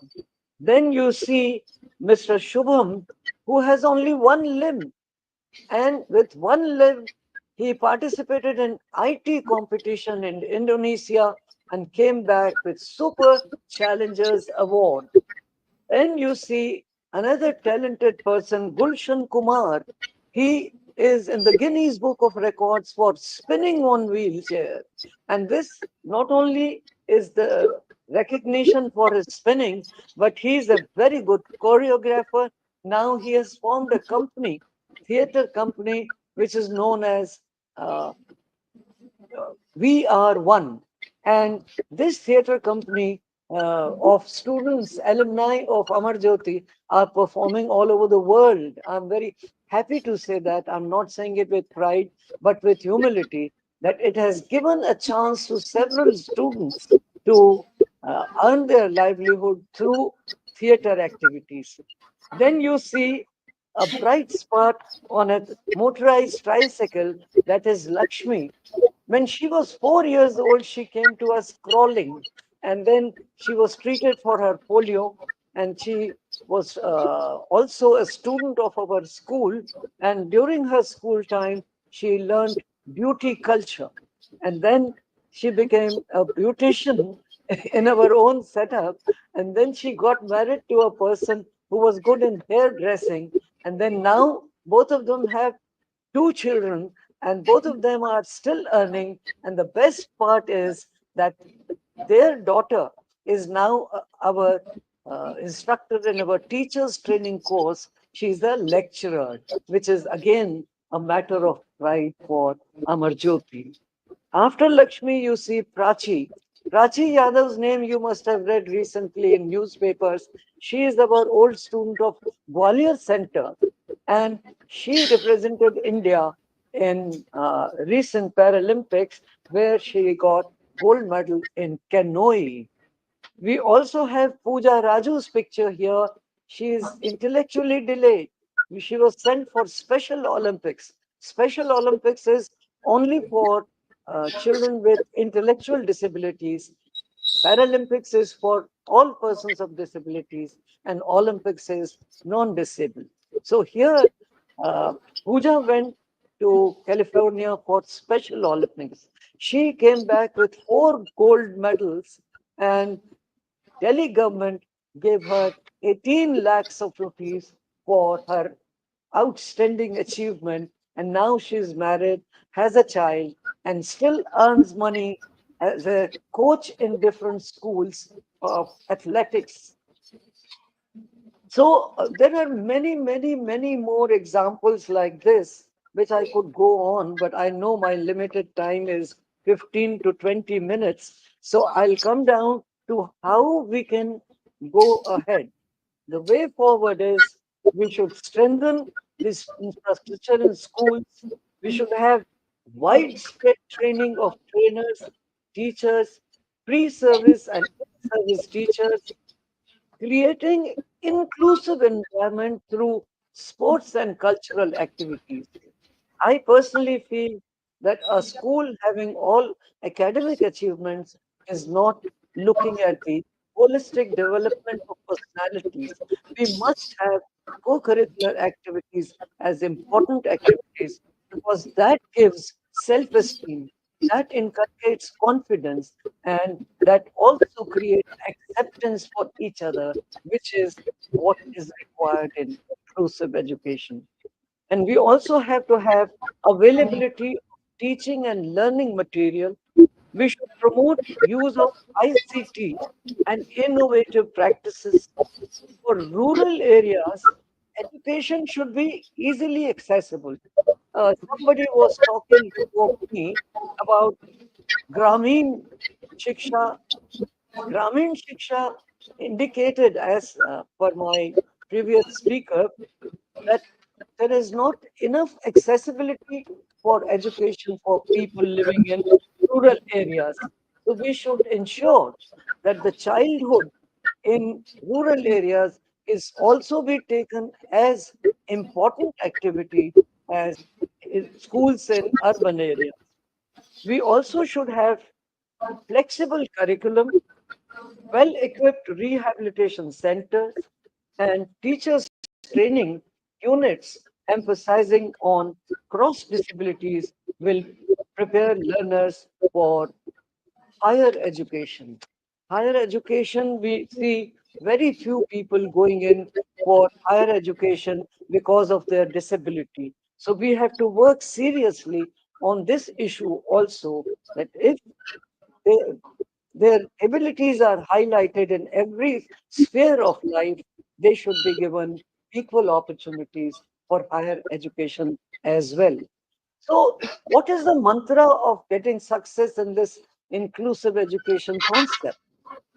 The mantra is of convergence. We need to have a very nice teamwork, which should become a policy imperative as well. We should have corporate sector, communities, families, educational institutions, social agencies, media, and of course the government. We have allocated areas for each one, but unless and until we work together, we partner in action for effective implementation, inclusive education will not come as a important activity in our educational world. So what we need to know that this kind of next slide, please. Inclusive education is not only a ladder of opportunity, but it is also an investment for future. And if time allows, I would like to read out a short poem I wrote on inclusive education.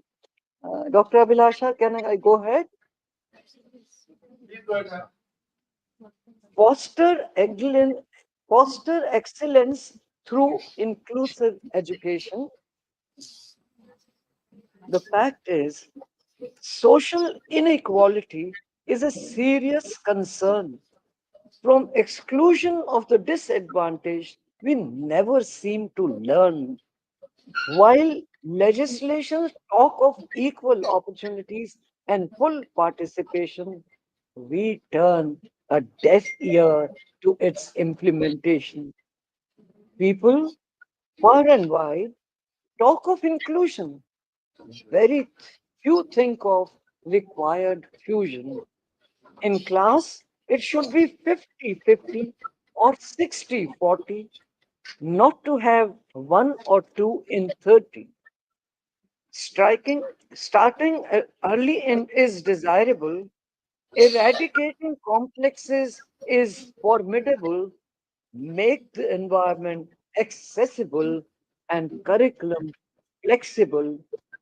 Holistic approach of developing personality needs to be instituted for sensitivity, providing support service and special educators should be mandatory to make the learners accept each other naturally.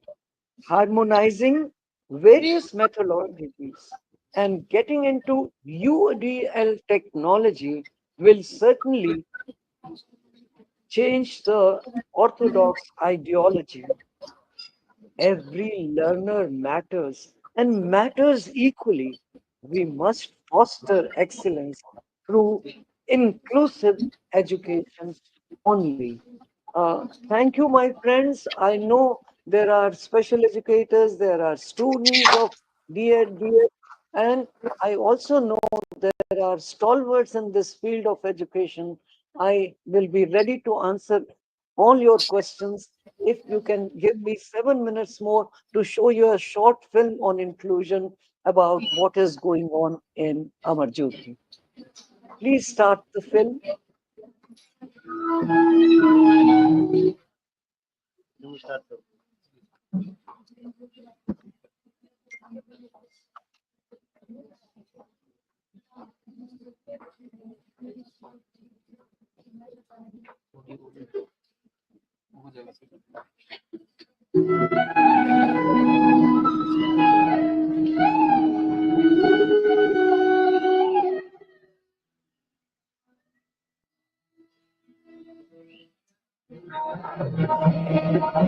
From a distance, it is impossible to imagine the amazing story of this building complex in India's capital city, Delhi.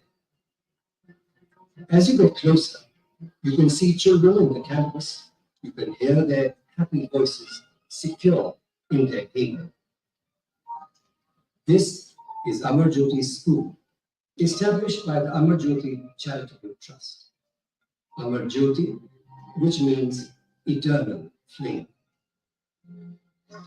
Long before integrated and inclusive education became a buzzword that it is today, one school broke new ground and pioneered a path-breaking effort.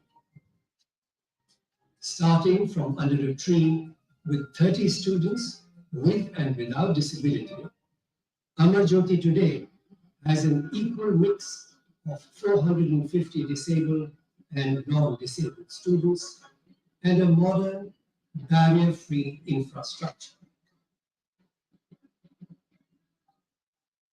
From a terrace for an office, dining chairs fitted with wheels, and a rickshaw for transport, to the present setup, it's truly been an exceptional journey.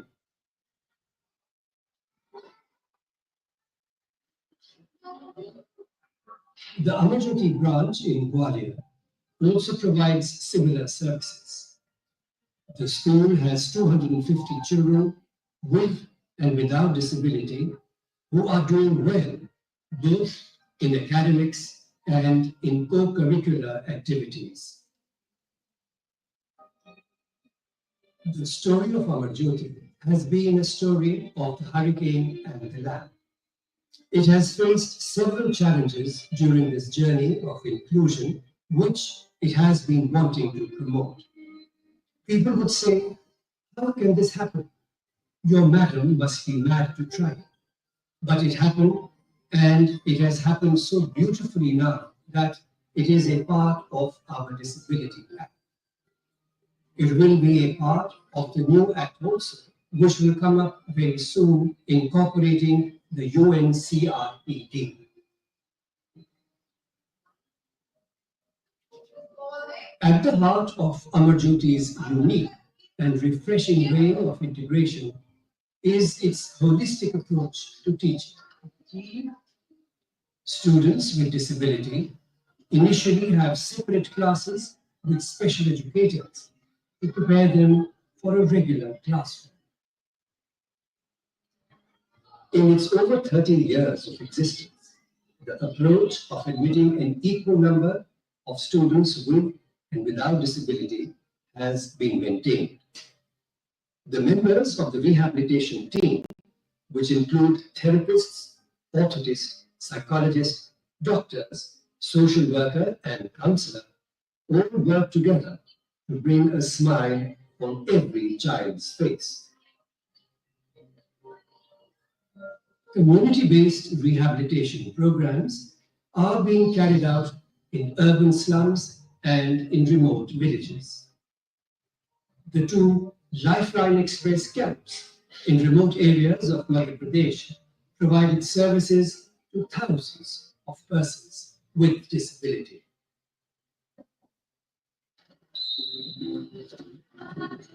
At Amar Jyoti, while learning through books is considered vital, equal importance is given to sports, cultural, and extracurricular activities. When organized in an integrated manner, these not only help in mainstreaming, but also in acceptance without complexes. The vocational training plays a key role in helping students become financially self-reliant, especially those with disabilities for whom job opportunities are anyway very scarce. At Amar Jyoti, different vocational skills are imparted, including stitching, tailoring, beauty culture, electrical repairs, bakery, computer applications, and many more. These not only give the students a creative outlet, but also prepare them to face challenges later in life. There is a constant endeavor at Amar Jyoti to help every child realize its full potential. In an environment where there is no ostracizing by peers and constant encouragement from both teachers and fellow students, many children find themselves doing things they had thought impossible. Another shining example is the historic participation of children with disabilities in the Republic Day Parade in 1995. Amar Jyoti Charitable Trust also initiated the Olympics in India, which are competitions in vocational skills for persons with disability. The placement cell at Amar Jyoti helps give a new lease of life to people with disabilities who had lost all hope of earning for their economic rehabilitation. Students who cannot attend regular school following the Central Board of State Education curriculum are enrolled into the government-recognized National Institute of Open Learning. Apart from being a pioneer in the field of inclusive education, Amar Jyoti has also been a path breaker in initiating teachers' training programs in special education. In collaboration with national and international universities, it offers a variety of courses for teachers. It is also the first NGO to get affiliation from their university for a bachelor's course in physiotherapy and also to run a certificate course in collaboration with the University of Northampton, UK, which awarded Doctor of Laws honoris causa to Dr. Tuli for her contribution to inclusive education. Dr. Uma Tuli was the first non-bureaucrat to be appointed as Chief Commissioner for Persons with Disabilities and to introduce several innovative schemes like mobile courts, access audit, distribution of disability certificates, etc. The contributions of Amar Jyoti have been recognized both at international and national level. The latest honor is the award of Padma Shri from the Honorable President of India. Amar Jyoti's president, Dr. S.P. Mandal, is also a recipient of the Padma Shri award. Amar Jyoti's achievements, of course, are the result of dedicated teamwork. With over 1 million children with disability having little access to education, the road is long indeed. But looking at Amar Jyoti's story, it seems that soaring on the wings of inclusion, a barrier-free, inclusive, and rights-based society, though difficult, is well within reach.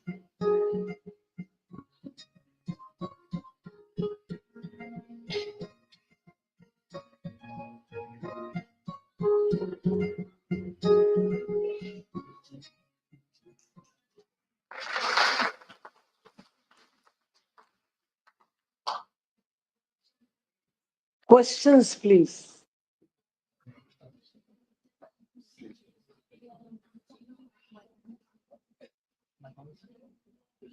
I'm having a question. Good evening, ma'am. It's an honor to listen to you, ma'am. I don't have a question, but a concern. Like one, apart from few good charitable trusts like our Jyoti, most of the private, inclusive and special schools which are there, they're so expensive that parents of the differently able children are unable to put their child into those schools. So at one place, ma'am, such parents are emotionally burdened and also putting their children in expensive good schools, it will be an additional economic burden on them. So what is the solution, ma'am? And because such parents are able to put their children into any of the schools, and they better keep it than at their homes, and they do the homeschooling. So this is one major concern, ma'am, that we would like to hear from you. It's a very good question. I personally feel we have to change the mindset of the administrators, principals, and owners of the schools to realize the abilities of persons with disabilities, to stick to the legislations, and also give a different look to our existing system. If they know that the children studying with their children, I mean rich and poor, I mean less privileged and the privileged one, you always see that if they are given equal opportunities, and if they are not underestimated for their potential, they seem to be doing better than the non-disabled.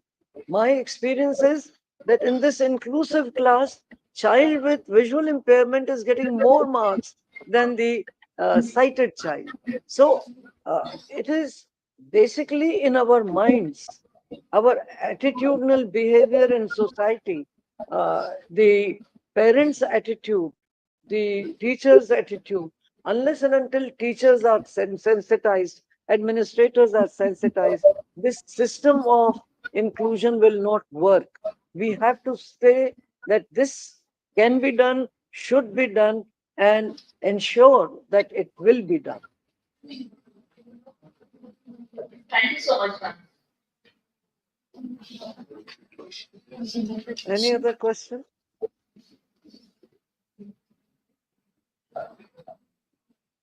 Anybody else would like to ask any question? I'm expecting questions from special educators, B.Ed students and D.Ed students. Are they getting enough practice in schools which are inclusive? Good afternoon, ma'am. Ma'am, I'm Dr. Askia Khan from Adi Institute of Education. Ma'am, it's so nice to hear you. Ma'am, I have one query. Ma'am, what is the admission process in your school, Amar Jyoti Charitable Trust? How one can get admission in your school if the child is intellectually disabled? Okay. As far as admissions are concerned, we try to cater to those who have not got any opportunity of going to other schools. We have first generation learners, and it is very difficult to not only getting them into school, but also training them in schools. So that is why I talked about three-tier system. Those who are in inclusive class, with some assistive devices, they seem to be doing absolutely well. The second category is of those who are in preparatory class. Say, for example, if child has very little decibel loss with some kind of hearing aid and practice in preparatory class, the child can go to regular class. We do that. There are children with some intellectual problems. So we have preparatory class uh, to going to the third category, and that is special class. For special class, we have very special educators as per disability, and they prepare them for academics through institutions like National Open School, and also are given training in our school to appear for certificate examination of third, fifth, eighth, 10th, 12th, so that with vocational training as part of the syllabus, they are able to earn their livelihood. So if we have this kind of bifurcation, there is social integration for class which is in special class. They are given equal time to participate in cultural and sports activities. They have their assembly together, they have lunch together, and their academics in a special class. So there is social integration in many activities, and when children accept each other at an early age is important, equal number is important. So this acceptance leads to many more accomplishments of children with disability. Even children without disability benefit from this inclusion. They become sensitive to the needs. After all, persons with disabilities are persons first. So we have to give them equal rights. And to give them equal rights, we have to make necessary arrangements for their education, which is possible if you give them assistive devices, if you make the environment barrier free, if you have teaching and learning material as per need, and if you have all your regular teachers trained in special education, so that there is sensitivity, there is understanding, there is acceptance, and the education system goes on very well. Thank you so much, ma'am. Any other question?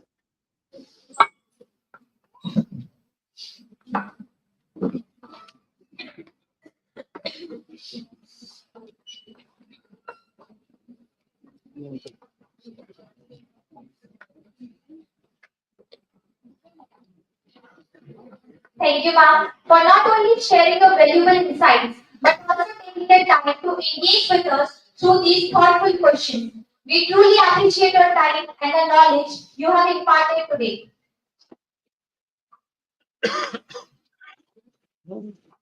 Thank you very much for giving me this opportunity to be with you all. God bless.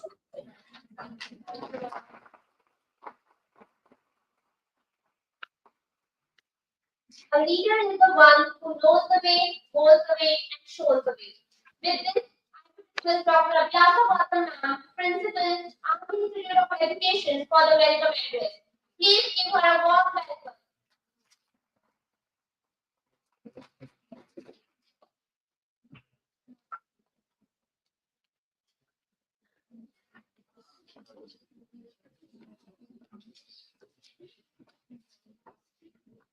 Good afternoon, everyone.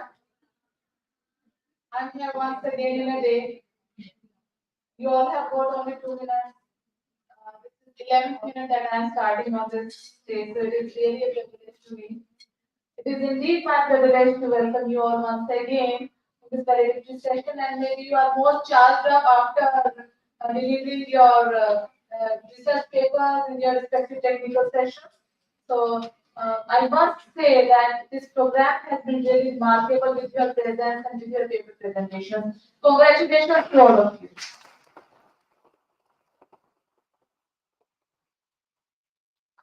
I truly extend my heartfelt gratitude to you, each and every one of you, for your active participation and engagement. Today, we are honored to have with us two eminent personalities whose presence elevates this event. One you already have heard, Dr. Umadhuri ma'am. She is a wonderful human being. I had a couple of conversations with her regarding this program only, and the way she has spoken to us, the way she has engaged in herself in this program. She was very much busy for her Diwali Mela. They are celebrating it tomorrow, and still she was able to join us today. We are very much grateful to ma'am. She is indeed a visionary social reformer and founder of Amar Jyoti Charitable Trust. Actually, rarely we get such kind of opportunities when we get connected with these kind of personalities face to face. So, MAP has done remarkable work in the field of inclusive education, and she has been instrumental in introducing inclusive education, this theme in India.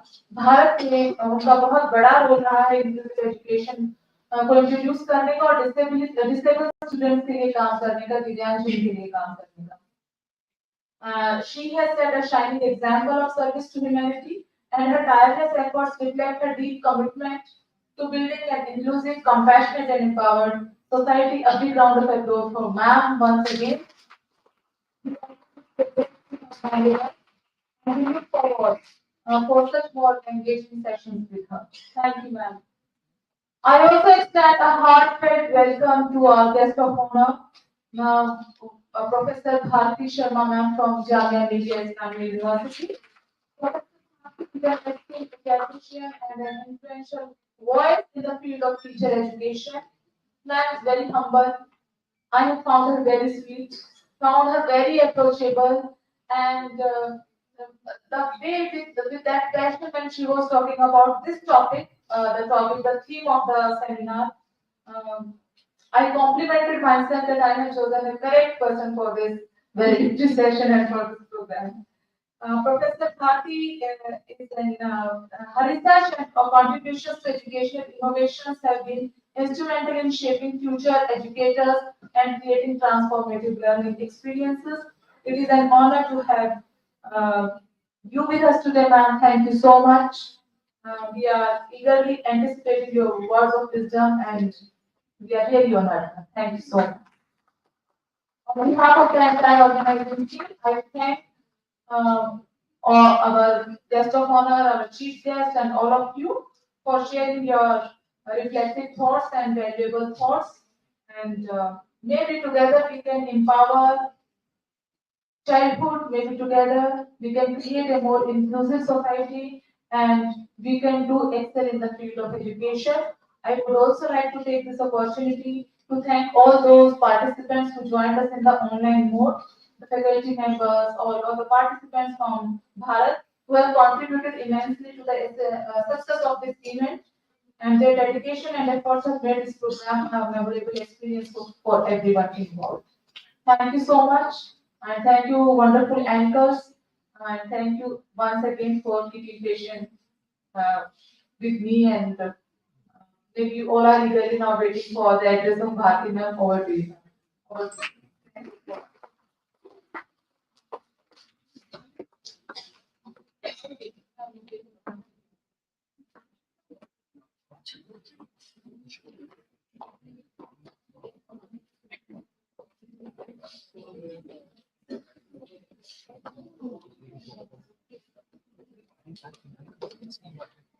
Thank you so much, ma'am, for inspiring and thoughtful words. Your insights have truly set a perfect tone for the validity session, and we are deeply grateful for your encouragement and support.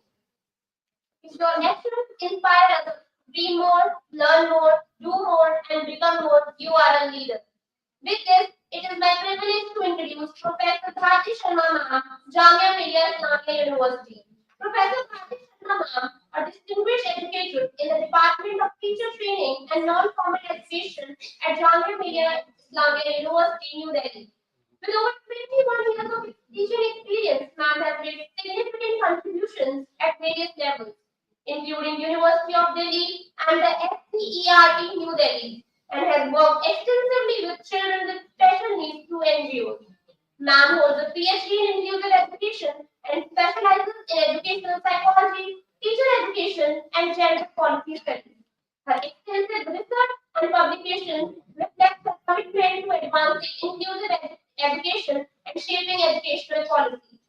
An accomplished speaker, ma'am has delivered lectures and keynote addresses nationally and internationally, and actively participates in workshops, seminars, and conferences, contributing her expertise as a resource person and academic advisor. Please join me in welcoming the inspiring Professor Bharti Sharma ma'am. She shares her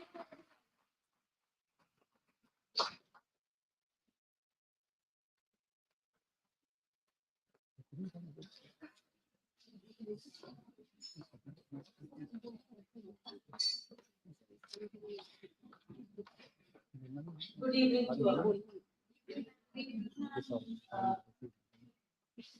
Valedictory time is the time when we all, I don't know, all the new kind of, it's a time when we want to just wind up the thing. We want to rush to our home. We wish just that a speaker should not say too much, right? Because so we are onto this position, but before coming to this position, we are onto that one also. So we know how difficult it is to sit and listen in the valedictory sessions. But still, you are all there in the large numbers, and I have been given the opportunity to speak to you. So my priority will be the interaction. Yes, I will speak, but wherever you want me to stop and we have the interactions, then your minds will get it slightly beyond the boredoms. Although it's indeed a very good session on Umatuli ma'am, 20 years before, when I've seen her, I was just talking this to Abhilasha ma'am, she was just like that only. She is, well, at present, how she's looking and how she's speaking. So I am very much into the area of special education and inclusive education is my specialization.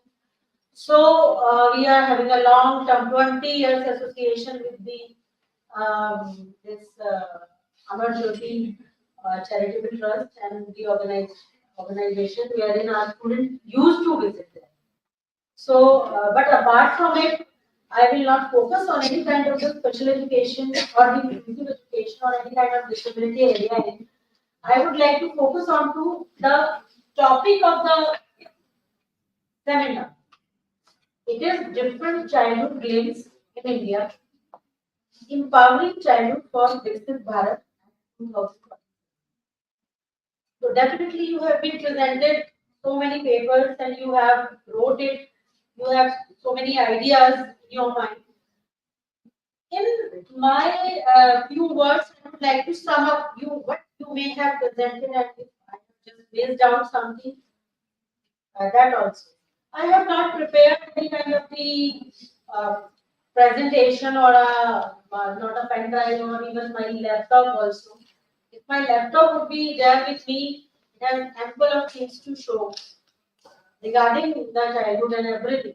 But I thought the validity session is like that I will be getting a 5 minutes to speak. So it's not necessary to give a lecture kind of a thing. So I would like to uh, sum up the entire, I would like to introduce and sum both the things I will be doing in the same time regarding the area and the concept. As I belongs to the psychology background and I work with the NGOs as well as taught in University of Delhi, Jamia Millia Islamia and State Council of Educational Research and Training. And this all, and I was the radio jockey also in Star Bharati All India Radio Akashvani Delhi for 7 years. So the entire comprehension of the experience I would like to sum up with the childhood rearing practices. Different childhood. The topic that has been chosen is very different, very new, and I would like to appreciate and thankful to the authorities, Abhilasha ma'am and all the authorities that you have chosen this beautiful topic. Because I belongs to the psychology background, I belongs to the special education. We know how important it is to know about the different kind of the child.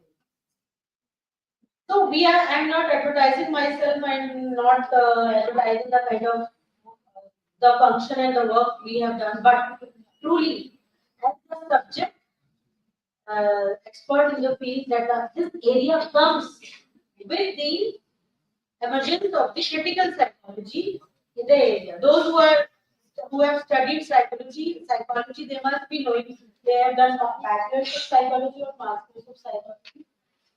So this area is considered to be the new one in the field. Critical psychology used to be criticized, but has already been done. There is the developmental psychology. There is psychology itself is a new one. There is the one school is the structuralism, then the functionalism, then the psychoanalysis school of thought. You must be knowing about it. The Freud and the new Freudians. Then the cognitivist viewpoints to know about. Don't worry, I'm not going deep into the theories. Even in my classes, I don't go into theories because I used to teach the masters and the PhD students. So I never ever talked about the dog and the pigeon and the chimpanzee. I always used to say what after it. Right? So regarding the personality, learning and everything. Why childhood is having I have written a one article in Hindi, विविध प्रकार के child, विविध प्रकार के बचपन तथा बाल साहित्य. So once I have been told कि इस पर एक article लिखिए, so I have written it. Then I just sum up the entire. So how I have started, वही मैं ये भी बताना चाह रही थी कि that 22 years of my career, how it comes, the difference in the upbringing and the child rearing practice. The few first lines of this article is पिता की कविताओं की स्वर लहरियों के इंडोले में झूलता बचपन, माँ की डांट खाने के बाद रचनात्मकता की ओर मुड़ता बचपन, रोटी के एक एक निवाले के लिए तरसता बचपन,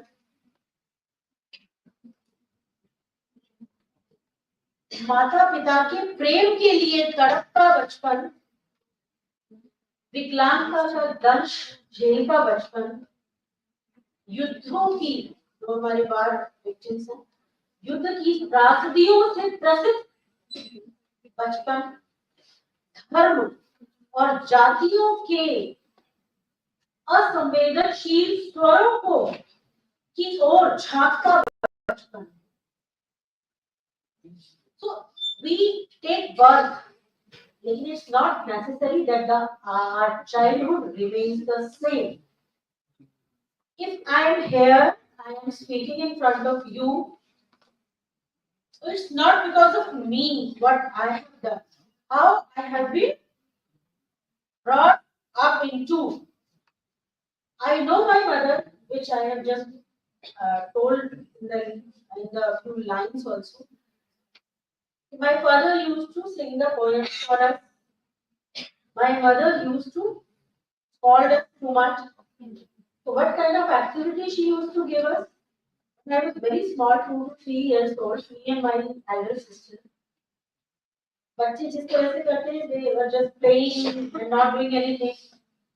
So what my mother used to do, we all belongs to the families. I am also from the very middle class family of India, northern India, wherein we used to have a 20 years before, age to ज़्यादा है, 30 years before we were having a चारपाई होती थी हमारे. So what my mother used to do, and she was just doing the घर का काम करनी होती थी, तो वो हमें काला टीका लगाती थी और उठा के बिठा दिया चारपाई और बोला कि रजिस्टर हो, just start writing the story. So my sister was very obedient and she used to start writing. And I used to be like, my पैर इधर निकाला तो मेरे पैर पे एक चाटा मारा, क्यों? फिर मैंने उधर से हाथ निकाला तो उधर से चाटा मारा, क्यों? तो नहीं करना. और मैं देखती हूँ कि just what my sister is writing, I will just copy it. It was like that. तो मैंने किया तो उसने कहा नहीं, इसे दिखाना नहीं है, तो दिखाना नहीं, अपनी स्टोरी खुद लिखो. तो 3 or 4 years की एज में ये my mother was doing. She was doing her work. She was not doing anything to us. She has not taught anything. Then she said, हाँ, I have seen you that you are not doing anything. I will not give you the food today. और as soon as she said, मैंने फटाफट आंखें खोली और एकदम ऐसे किया और फटाफट स्टोरी लिखी. My sister has not completed the story yet, and I have just completed it immediately. और कहा ये, अब मुझे खाना है.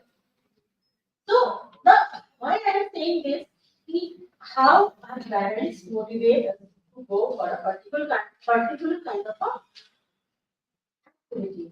So directly or indirectly, she taught us.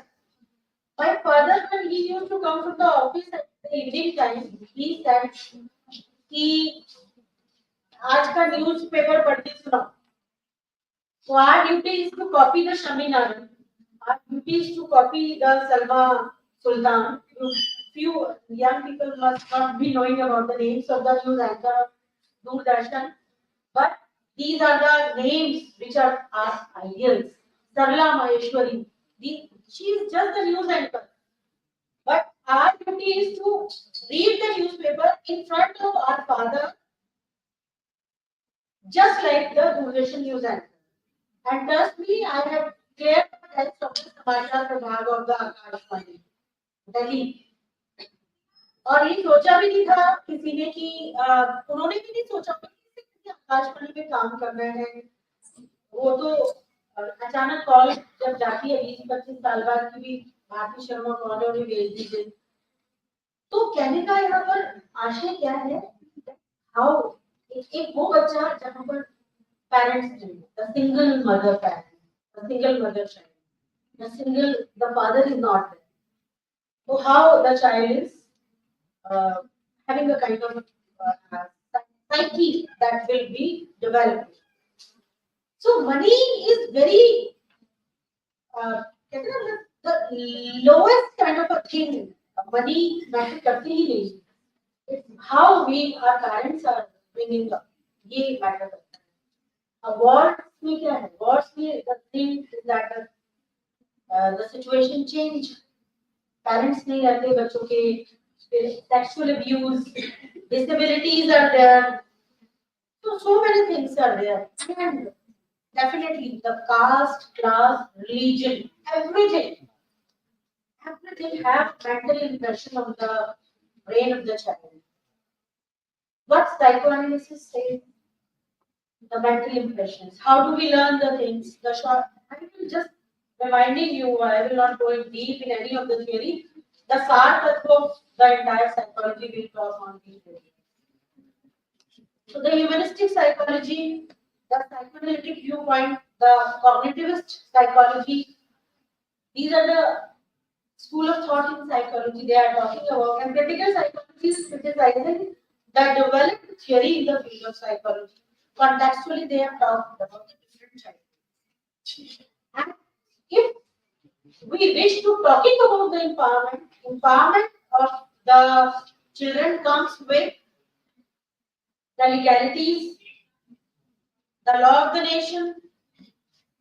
How many of you will answer me?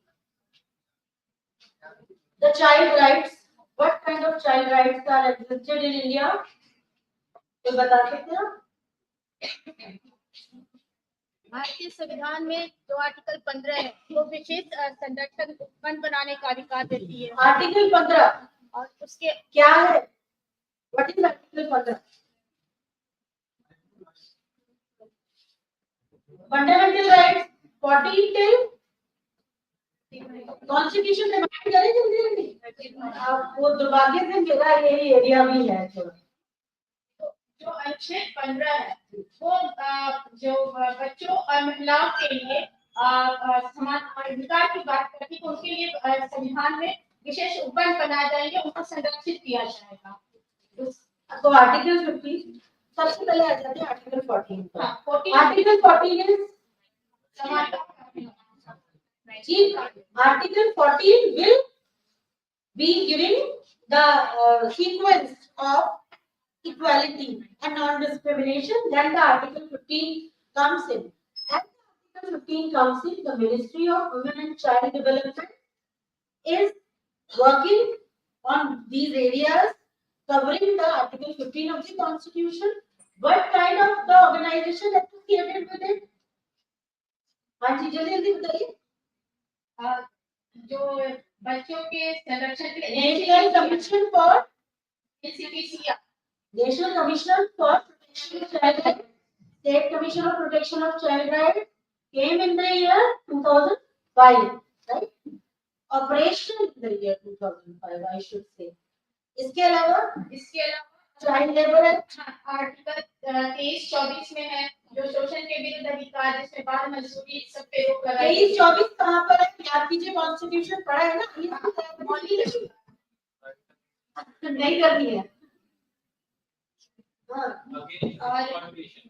Against exploitation, child labour act और human trafficking act सब revise हुए हैं 2015 के बाद, सब रिवाइज हुए हैं। और ह्यूमन ट्रैफिकिंग एक्ट के बाद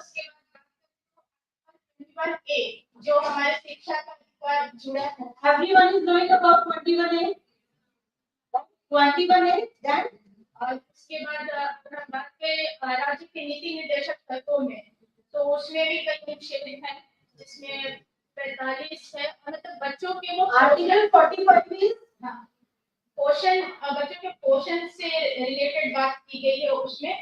और आर्टिकल 45 में न्यूट्रिशन की बात नहीं है। आर्टिकल मतलब ये मत सोचिएगा कि हम बस डिस्कशन कर, It is for the तो आर्टिकल 45 नंबर से ही पहचान लीजिए, जैसे नंबर आए तो समझिए कॉन्स्टिट्यूशन कहाँ पर है। तो आर्टिकल 45 का मतलब ही है कि वो क्या है, directive principles of the state policy. तो directive principle of the state policy है तो क्या बात करेगा, whatever be it cannot force the government to do it, है ना। Article 45 is talking about the 0 to 6 years early childhood care and education. It has been replaced by the old Article 45 in the year 2009. Right? So it has been replaced. Earlier it was the Article 21A was not there. Article 45 is talking about free and compulsory education. The government was not having a forceful constitutional obligation. When education becomes right at the place of 21A, government को ये करना पड़ेगा. It is necessary and needed. ये हुआ. Otherwise, there were lots of PILs against the government that the government is not doing anything. Right? Apart from it, other kind of illegalities. Empowerment comes with the first, the legalities. कानून होगा, यदि किसी ने आपके साथ बदतमीजी की, आपका कोई परेशानी हुई, तो उसके लिए एक कानून होना चाहिए ना। वो कानून कैसे बनता है? How the policy comes into force?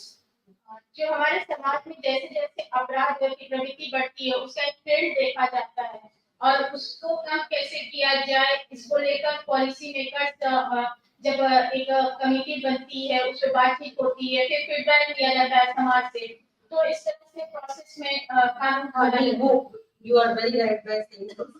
मेरा यह कहने का मतलब है कि सबसे पहले तो we need to have the powerful thing that is the constitution. Then on that very basis the policy come into existence, and on the basis of the policy program of action used to be prepared, and after the program of action there are the multiple organizations working under the ministry to look into the matters. As I have told that the National Commission for Protection of Child Rights is working under, it's a statutory body but working under Ministry of Women and Child Development. ये सारी चीजें हैं. So regarding the legalities, I would like to just sum up with the legalities. One is a bad situation. There is a must be knowing about the child abuse nowadays. What kind of the legal aspect is associated with it? POSCO, है ना? Everybody is knowing about it. ये मैं वही बात कर रही हूँ. Whatever you have presented in your papers, so I am not saying anything new. I am just, as I told, I am just summing up what you have spoke about. So these are the few things which in one clause 51K has also been changed, wherein the parents will be providing the opportunities for their children for the education. And 51K is again a directive principle of the state policy. So wherever the force coming, empowerment comes with the constitution first, empowerment comes with the legal actions. Second, empowerment comes with the IPC. IPC का नाम बदल गया है, penal code, है ना? तो penal code का नाम बदल गया है, तो रेगुलरली वो नई कहते हैं न्याय संहिता, भारतीय न्याय संहिता. So accordingly, there are the various kinds of the acts at the IPC which empowers the children to become to free from the injustice, to avoid the non-discriminations or to challenge the things. अभी child care, how the national protection for child care है, ये सबने बता दिया होगा. The speakers talked about who is this child. The Act 2015 is saying that the children below the age of 18 years is considered to be a child. But India में क्या है? India is having a problem that India में बच्चा बच्चा ही रहता है. If I am standing in front of my supervisor, no, he is of 74 years, and he will say भी बच्चा. तो हमारे यहाँ बच्चा भी बड़ा ही नहीं होता. This is the issue. और कई बार बहुत जल्दी बड़ा हो जाता है. That is the cultural variation that comes. So when you will be reading the literature, I'm not a literature person. तो लिटरेचर में आपको मिलेगा एक मुंशी प्रेमचंद की कहानी है गोहो। गोहो में बच्चा कहता है कि मम्मी मैं अब 6 साल का हो गया हूँ, मैं बड़ा हो गया, अब मैं घर संभालूंगा। तो उसकी मम्मी जोर जोर से हंसने लगती है, ये 6 साल का हो गया, बड़ा हो गया। और जब आप बाल खोल के कोई लड़की बाहर निकलती है तो ये कहा जाता है तो अब बड़ी हो गई हो, बाहर मत निकलो, है ना। तो एक तरफ तुम बड़ी हो गई हो ये मत करो, और दूसरी तरफ तुम्हारी उम्र क्या है, ये सवाल हमारी फैमिलीज में हमेशा रहता है। तो India is having that kind of cultural aspect that we are custodian in nature, we are already having a welfare state by the constitution, we always do protect our children। उनके लिए घर भी हमें बना के देना, उसके लिए चाहे हमें करप्शन करना पड़े। अब हमें जिम्मेदारी उठानी कि I should earn money so that I give a better home to my children. For that particular reason, I will do anything. So that kind of nature is there in the Indian society. Although, is it bad or good? That is up to you. Think in those terms. So these kinds of the things are there, and the basic premise is that the child and the childhood, both the children have been defined by the legal documents, not the childhood. So childhood is having a process through which a person will become an adult. So the starting from the conception till death, to the heredity and the environmental variation, various kinds of the changes takes place among the individuals. ये सारी चीजें हैं. So I would like to say about a very genuine perspective. When we talk about the empowerment, I'm not going back in the history, but truly the NEP 2020 वो तो हम बात कर सकते हैं. So I am left with many things, but I expect you to have any kind of query in your mind related to psychology or anything. I would like to answer. Please challenge me with the question, है ना? ताकि मैं भी तो कुछ सीख कर जाऊँ, बोल के ना जाऊँ. Standing in front of the youngsters. Youngsters means you are more knowledgeable than me in terms of I am having the experience. Yes, I am having the age while comparing with you. But you people are having what? The access of knowledge. You can read a lot by comparing to us. So contextually, if you wish to have any kind of a question that can challenge me, it should be. So I am just coming down to very, very important and very pertinent answer. Question, in fact, that if he is talking about the education, right? Education of the children, and it is matlab hi hai ki it is meant for the education of the children of the nation. So empowerment comes with so many things along with the education. So I am not going in detail with what to teach, right? How to teach, but I would like to concentrate whom to teach. That is the concern of your seminar today. The title is the multiple childhoods, right? Different childhood is the multiple childhood. So I am just using the synonyms. Yes, right? So we are concentrating on the learner part. Chaliye, NEP has told us that the education is the key to empower the children. If we want to go for the Viksit Bharat, right? So what the education is, so many times वो बात की. Who is the learner? Who is the learner? I have all the Western. आपको भी you have also learned about the Western philosophers, Western psychologists, the things you are doing in your teacher education program. NCT has the 15 teacher education programs. RCI has many teacher education programs, but teacher education specifically 3 or 4. So out of the 20 teacher education programs on 16 and 17, I have taught in the 12 teacher education programs, right? Almost in my career. All the teacher education programs are having philosophy, psychology, sociology, pedagogy papers, and so many papers. Right? So how NEP makes the difference? Learner को देखकर क्या कुछ कहा? Yeah, what is the key term related to NEP 2020? There were the 5 lakhs suggestions which we have just read to finalize and giving to the ministry कि भाई ये होना चाहिए NEP में, ये suggestions public domain से आए हैं. We have to sort out, we have to filter out the suggestions. So what is the new in the NEP 2020? कोई एक चीज बता सकता है? Okay, the structure. Other than structure? Accessibility.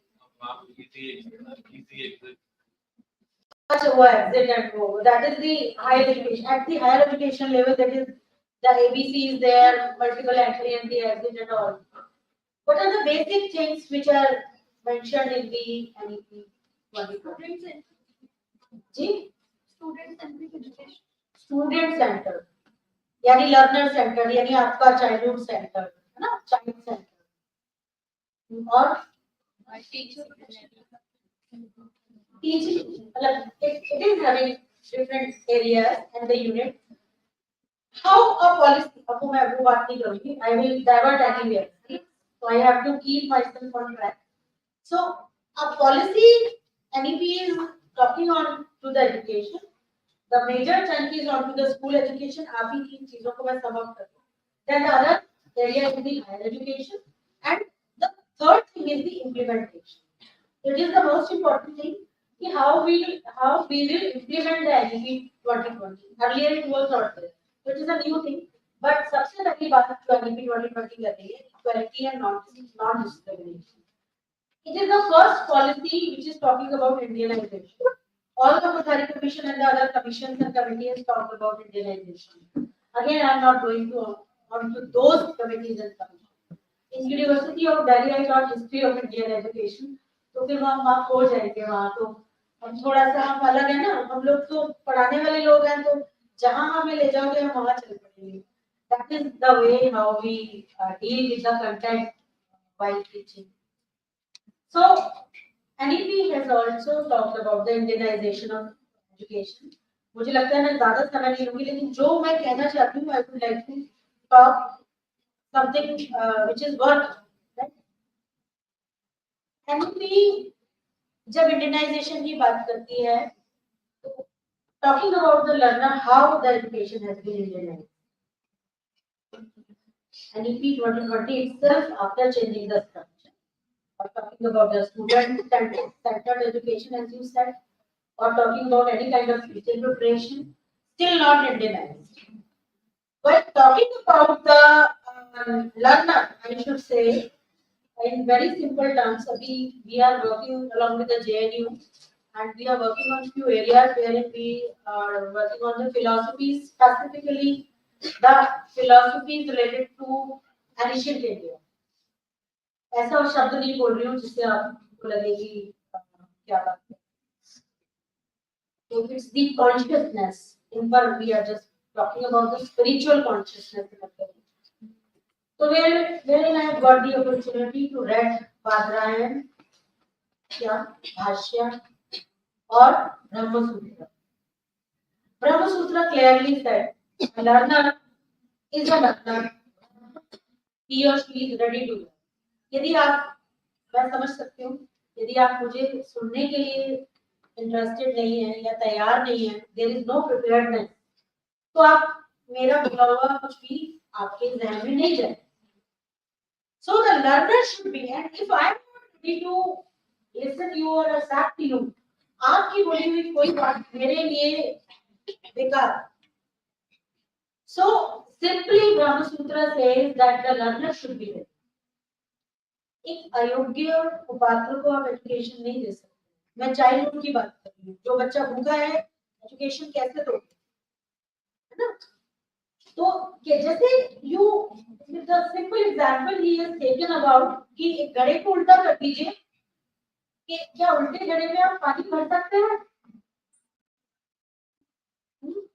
मेरे शब्द नहीं, तो घड़े को उल्टा कर देने पर घड़े को भरा नहीं जा सकता। Similarly they said first prepare the child or that child will be prepared through various best practices of the childhood, and that will not come by the Western world. It will come by the Indianization which anybody is talking about. But still, our teacher education curriculum has not molded like this. In the Easy Tap curriculum which we have recently prepared, I have tried my best to do when I have prepared the psychology papers of the day. बोलते नहीं ये तो हम में से कोई नहीं पढ़ा, क्यों नहीं पढ़ा सकते? अभी तक भी तो पढ़ के पढ़ा रहे थे।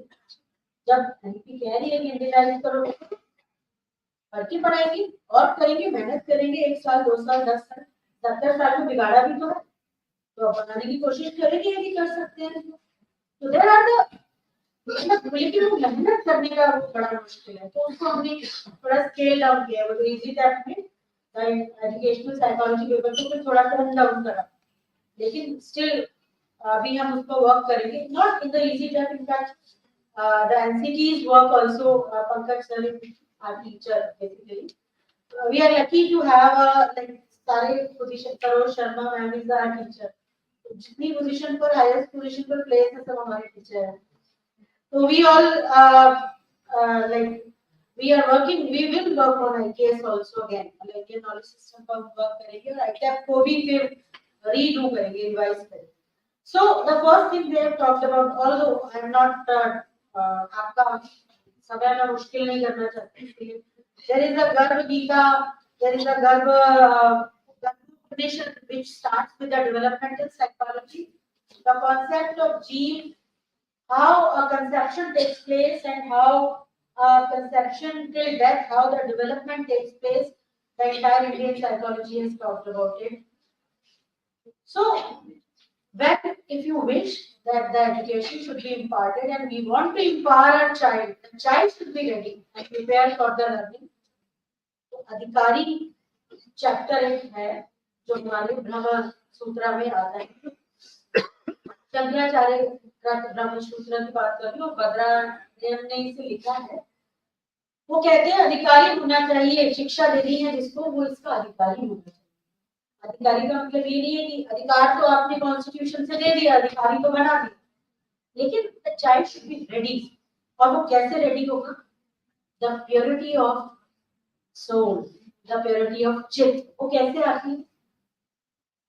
The removal of the desire, कहते हैं 3 डिजायर्स को रिमूव करते हैं, तृष्णा, उत्तृष्णा, वित्तेषणा एंड लोकेशणा। तो शब्द बता रहे होंगे तो मैं एक्सप्लेन नहीं करूं तो चलेगा। मान सम्मान की, पैसे की बहुत ज्यादा इच्छा नहीं करना, वही एजुकेशन का पात्र है। लेकिन हमारी एजुकेशन क्या है?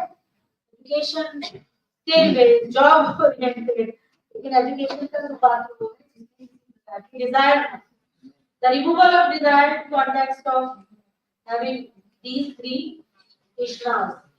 फिर सेकंड चीज वो कहते हैं द वस्तु विवेक, यानी wisdom, the wisdom of thinking about नित्य और अनित्य, व्हाट टू डू और व्हाट नॉट टू, सत्य और असत्य, व्हाट इज सत्य एंड व्हाट इज असत्य। वही ब्रह्म वो है, वो उसके बड़े खूबसूरत प्रमाण मिलते हैं। जेएनयू वाले लोग भी थोड़े से हमारे जैसे हैं, हम लोग आपस में एक दूसरे के थॉट से मिलते हैं ना, तो हम लोग ने इस पर काम किया था, हिंदू कॉन्शियसनेस थॉट, इस पर भी थोड़ा सा मतलब एकेडमिकली देखा चीजों को, क्योंकि हम लोग तो एकेडमिक लोग हैं, हमसे तो कोई शब्द आप बोलेंगे तो हम उस पर विचार विमर्श करते हैं। तो क्या है? ब्रह्म सत्य जगत मिथ्या, है ना? This is a very common term you have heard about in televisions and everywhere. So what is satya and what is asatya? We should be able to know क्या गलत है क्या नहीं। फिर इहम एंड उत्तरार्ध। इहम का मतलब है कि इधर इस अर्थ पर हमारी क्या डिजायर्स है वो क्लियर होनी चाहिए। और उत्तरार्ध मतलब हमें मरने के बाद स्वर्ग मिलेगा, हमें मरने के बाद 72 हूरें मिलेगी। अब जो 72 हूरें मिलने के चक्कर में हम यहाँ पर कितने लोगों को मार देते हैं, ये तो गलत है ना। या सही कैसे है? यदि सही है तो जो जो इसके सही होने के तथ्य हैं वो अलग हो सकते हैं। तो ये बुद्धि विवेक, ये जो वस्तु विवेक, ये सही और गलत का निर्णय करना बच्चे को आ जाना चाहिए, तभी आप एजुकेशन देंगे, है ना। तो पहले ये रेडी करना है उस वेसल को, उस पात्र को। वैसे भी पात्र कहा जाता है, तो पात्र कौन होता है? Child is ready to understand. अब आप इस बच्चे को, जिसको ये नहीं पता कि इधर काम करने से सब मिलेगा या उधर मिलेगा कुछ, आप उसके हाथ में परमाणु बम दे देंगे। You have given the power to make the atom bomb। एक तरफ अब्दुल कलाम आजाद है, हमारे अब्दुल कलाम, और दूसरी तरफ आप कोई दूसरा वर्ग ले लीजिए जिसके हाथ में आप इतनी बड़ी पावर देते हैं। Education is a power, power जिंदगी। ये the Indian education system is saying, सही आदमी के हाथ में तो एटम बम का कंट्रोल दोगे या जी उड़ा दीजिए सारी दुनिया को। तो दैट इज द इम्पोर्टेंट। इसके अलावा क्या होना चाहिए हमारे जीवन में और क्या नहीं होना चाहिए, दैट इज द शमदम। शमदम means removal of bad thoughts, the removal of इंद्रिय निग्रह जिसे हम कहते हैं, दैट कंट्रोल ऑफ हंगर। जैसे आप बेचारे सब मेरी तरह ही हो, हम भी ऐसे थे, भूख लग रही है तो भी हम बैठते हैं, that we are controlling our senses. आपको गुस्सा भी आ रहा है, अभी नहीं कहोगे आप कुछ भी, है ना। क्यों? क्योंकि that we control our senses. हमें पता है कि कहाँ चुपचाप control, we have to control our anger, we have to control our emotions, that we do. यही तो चैनलाइजेशन एजुकेशन का। फिर तितिक्षा, सर्दी लग रही है, गर्मी लग रही है, that slightly hot now, ACs are, तो सर्दी और गर्मी का एहसास ना हो। हाँ, बस आई एम सॉरी। तो तितिक्षा इज, और ऐसा होता है, आप में से कई लोग ऐसे होंगे, आपने देखा होगा जब आप पढ़ते होंगे तो आपको पता नहीं चलेगा कि लाइट है कि पंखा है या नहीं है। When the concentration is all there, that this is situation which is called pratiksha। फिर और आपकी उपरेति यानी विमुक्त भाव से हम करें कि हाँ ठीक है, हमें पढ़ना है, हमें काम करना है, doesn't mean that I will be getting something। And this समाधान, ये ना कहते कि किसी समस्या का समाधान नहीं होता, शंका नहीं रखनी है। जैसे मुझे ये शंका बिल्कुल नहीं है, हालांकि जब उमा getting slightly larger ना, वो एक्सटेंड हो रहा था, मुझे लगा कि बच्चों का ना सुनने का level get down and it should not be too long. मेरा माइंड में ये था क्योंकि मैं तो 20 साल से सुन रही हूँ, है ना, वो डॉक्यूमेंट्री मैंने तो कई बार देखी है, तो मुझे लग रहा था कि ये जितना लंबा खींचेगा ना तो से पीछे से लंबा programme get extended from the lower side से पीछे चला जाता है। मुझे ये भी लग रहा था कि पेपर प्रेजेंटेशन टाइम पर नहीं होगा क्योंकि हमारे डेली के अनुभव है, तो वो again it gets validity goes till 6 और 7 चला जाता है, ऐसा हो जाता है। तो लेकिन स्टिल वो शंकाएं नहीं होनी चाहिए, शंका की वजह की जगह समाधान होना चाहिए। और तीसरा, बड़ी श्रद्धा भाव से कोई बात करनी चाहिए, कोई काम करना चाहिए। यदि मैंने कुछ चीज सीखी है और यदि मैंने श्रद्धा से नहीं सीखा, आई एम वेरी रिलक्टेंट, और आप मुझे नहीं सुनना चाहते श्रद्धा भाव से और मैं आपको नहीं सुनना चाहती, तो I will not learn. And the last thing which Brahma Sutra says, although it's not last, Brahma Sutra has been explained by 10 authors. And मेरा सौभाग्य है कि मुझे अच्छे 180 से ज्यादा प्रोफेसर का ग्रुप है, एंड जिसमें DU के हैं, मतलब हमारी वही है, जन और कार्बन सब दिल्ली ही है, तो DU और JNU के ज्यादा है, जानिए से मैं। और wherein हम इन विषयों पर थोड़ा सा हमने काम किया। तो जो लास्ट नहीं है लेकिन ये तत्व है मुमुक्ष तत्व। मुमुक्ष तत्व मतलब मोक्ष की इच्छा रखना। मोक्ष का मतलब मर जाना। मोक्ष का मतलब ये नहीं है कि that I will be after the death I will be कहते हैं ना वो 4 प्रकार के मोक्ष हैं, सायुज्य, सालोक्य, तो I will be meeting with the God। नहीं, मोक्ष तो यही है, इसी वक्त है। if I am doing my duty well, if I am doing my karma well, entire philosophy of consciousness in the ancient Indian philosophies is talking about karma. And karma for the welfare of the people. If I am talking about all these things, तो मेरा तो मोक्ष नहीं है। So after that I will not be getting anything. I will be getting everything here also. That is the moksha tattva, moksha tattva. इस भाव का जागरण होना के बाद ही a child will be ready to get education. When child will be ready to get the education, then only the process start. अब उसके लिए क्या करना है कि बॉडी को भी अच्छा बनाना है, ये सारी चीजें। लास्ट चीज मैं बस यही कहूंगी कि although western psychology daily basis पर I used to teach, even yesterday also I was teaching the Jung, Adler, the comparative and critical analysis between the Adler, Jung, Horney, as well as the Freud, the comparison between all. So I was talking with my children about this. So definitely, if you have any kind of query related to Western psychology or the Indian psychology is new to me because we are just starting to study about it as the situation comes in. So that's the only reason why the differences comes in. फिर भी आप कोई भी सवाल पूछना चाहें तो पूछ सकते हैं। I will conclude myself by saying this: any kind of development in the child's personality and our personality. In my personality, at that time when I was a child and today at till the old age, the 3 things are there. One is the body type.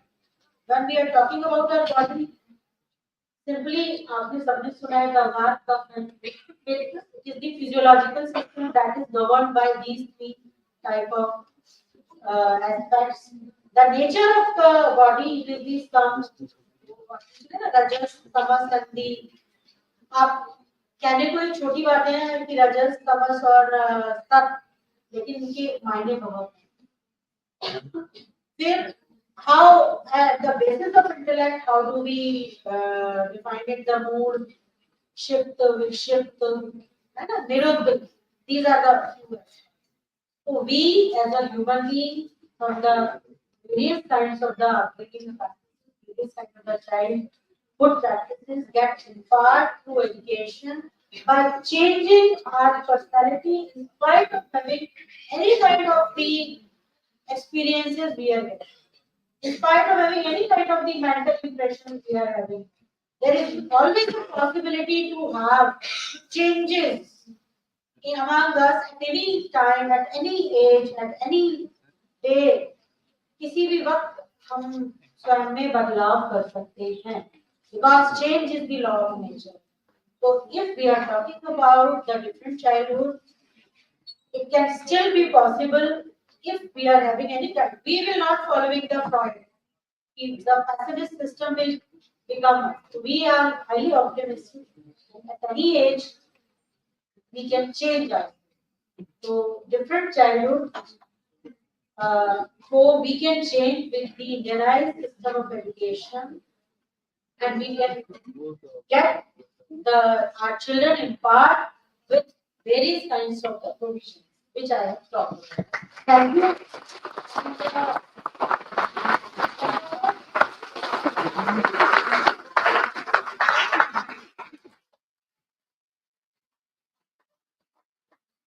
I know this is not the time of having any questions as such, but still if you are willing, आप कभी भी हम लोग बात कर सकते हैं. It's not the last day of my life. तो हम लोग कभी भी मिल सकते हैं, बात कर सकते हैं. It is not a lecture. Specifics can be on any occasion. And I love to do it. Thank you.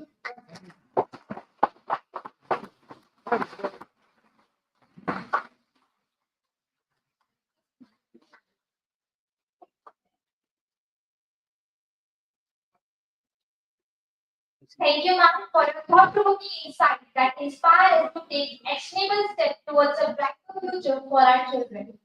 Now, I would request Principal Dr. Abhilasha Gautam ma'am to finally felicitate Professor Bharti Sharma ma'am.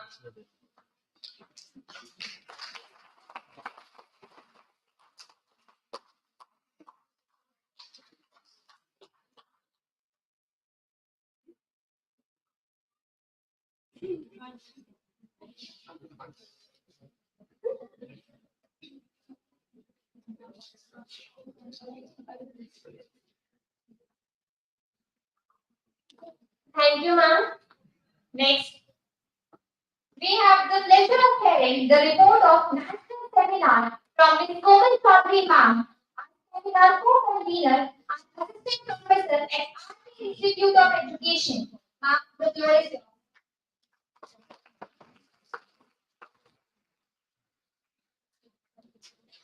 Good evening, everyone. I, Komal Chaudhary, co-convener of the national seminar, would like to take this privilege of presenting a brief report of the national seminar on different childhood diseases in India, empowering childhood for Viksit Bharat 2047. The day began with an inaugural session followed by fifth address. Major General Sumit Mehta, COS Delhi area and chairman of AIE, had given his best wishes and regards for organizing the event. We were privileged to hear insightful views from our esteemed chief guest, Colonel Vikas Trivedi, member secretary RCA. We had with us Dr. Shalini Adva ma'am, associate professor, GGSIP University, Dr. Upasana Singh ma'am, founder and director of Human Touch Foundation, who emphasized the significance of Viksit Bharat and focused on the theme of the seminar. The session concluded with the vote of thanks delivered by Colonel Avi Rathore, sir, Registrar here. Following this, the technical sessions for paper presentation commenced. There were total 5 sessions were organized, 3 offline and 2 online. The 3 offline sessions were chaired by Professor Satyendra Gupta, sir, Dean and HOD, Galgotia University, Greater Noida. Dr. Ansuya Kapoor Yadav, ma'am, Assistant Professor, AIS, Amity University, Noida. Dr. Vinita Agarwal, ma'am, Principal, Satyam College of Education. In addition, 2 online sessions were chaired by Dr. Yogesh Sharma, sir, Assistant Professor, Raja Kripal Singh Mahavidyalaya, Jaunpur, and Dr. Manoj, sir, Assistant Professor, KL, EAB College, Roorkee, Uttar. After the presentations, the session chairs provided valuable feedback and constructive insights to the present. I am very thrilled to announce that a total of 100 plus papers were presented during today's seminar.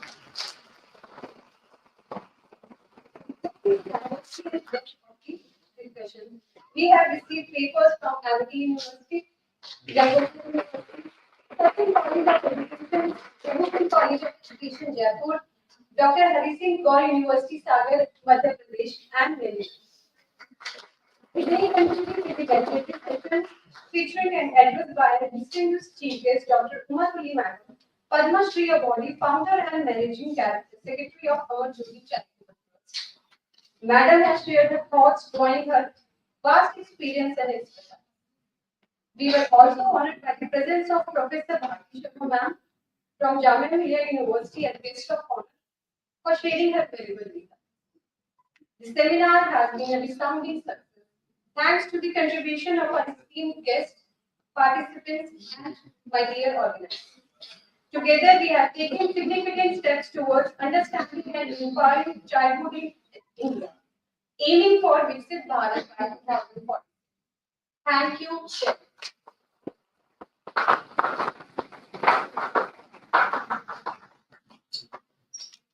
Thank you, ma'am, for the comprehensive report that encapsulates the essence of our discussion and the collective wisdom shared during this seminar.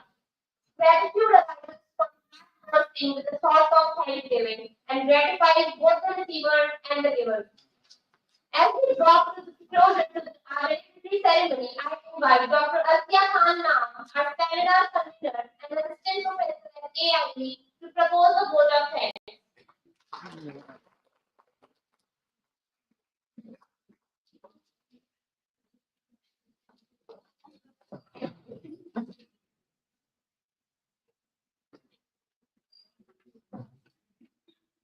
A very warm good morning, good evening to one and all present over here. I, Dr. Asya Khan, convener of National Seminar on Different Childhood Glimpses in India, Empowering Childhood for Viksit Bharat at 2047.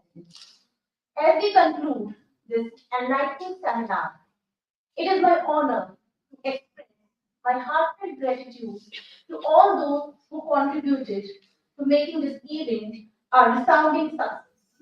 Firstly, I would like to extend my sincere thanks to our chief guest of valedictory session, Dr. Uma Puri Ma'am, Padma Shri awardee, founder and managing secretary of Amar Jyoti Charitable Trust, and guest of honor, Professor Dr. Bharti Sharma Ma'am from Jamia Millia Islamia University.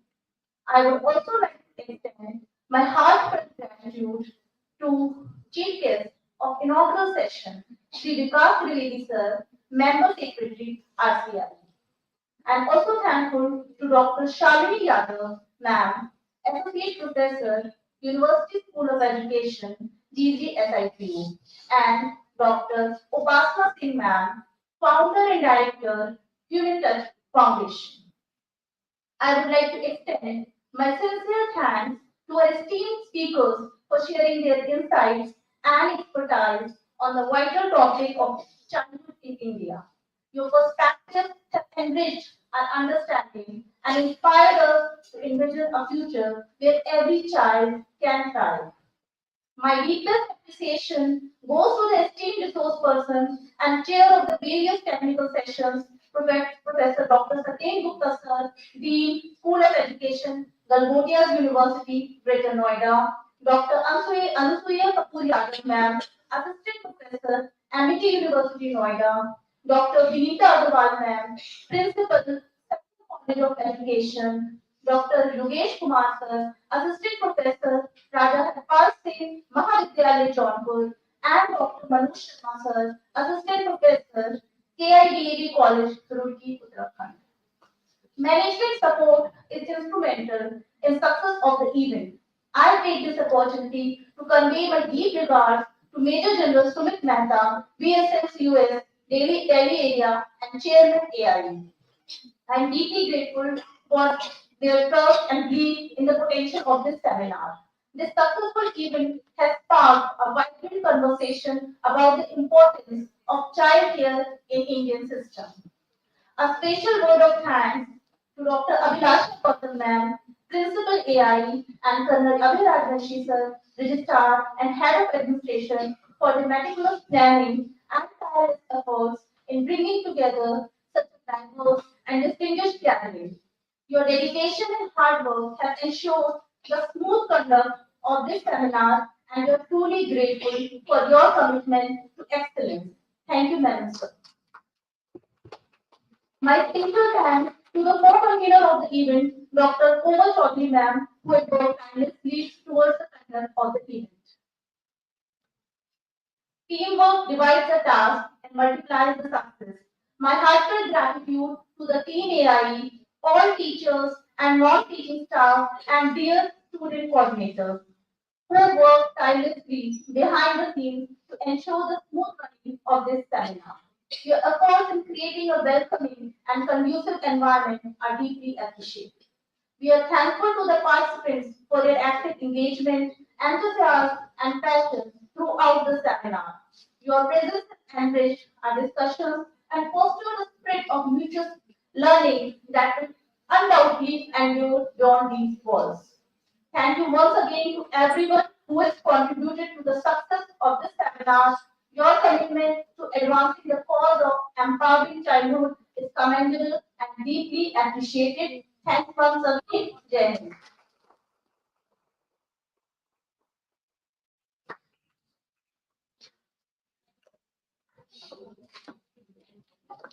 Thank you, ma'am, for recognizing the contributions of everyone involved in making this seminar a resounding success.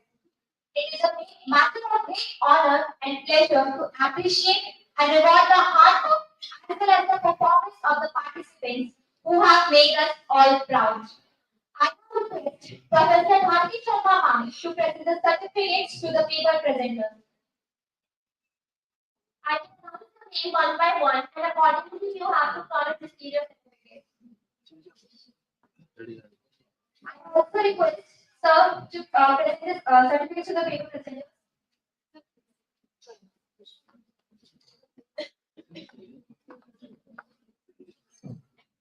Firstly, we will present the papers for technical section 1.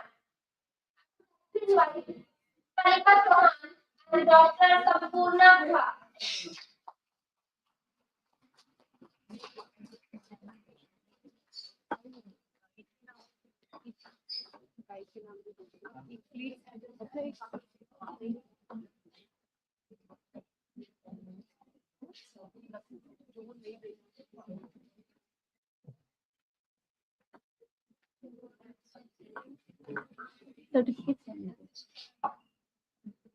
Shreya Thakur and Dr. Ram Chandra Saxena, sir. Shreya.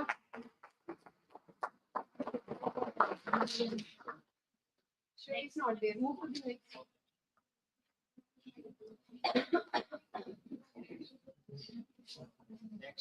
Anjali Godara and Dr. Sampurna Guha.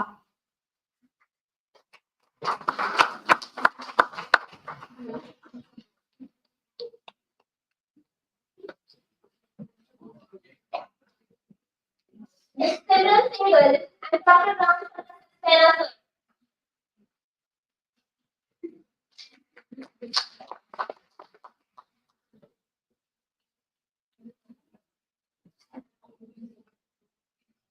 Amrita Kaur and Priyanka.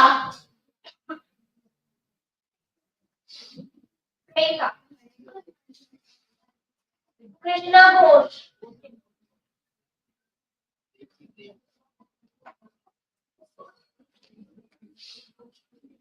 Karishma Mehta and Dr. Jayanti Pujari ma'am.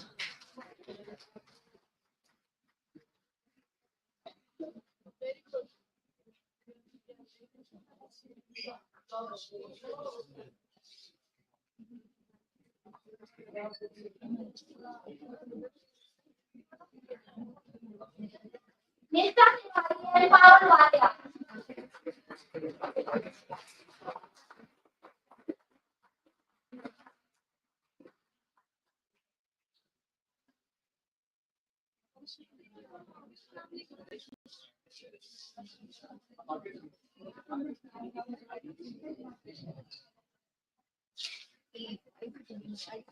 Amrita का certificate नहीं है.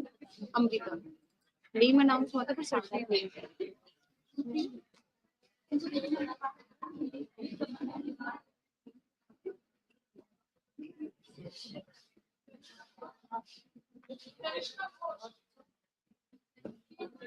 Karishma Ghosh, Karishma Mehta, Nishta Tiwari, Pawan Walia.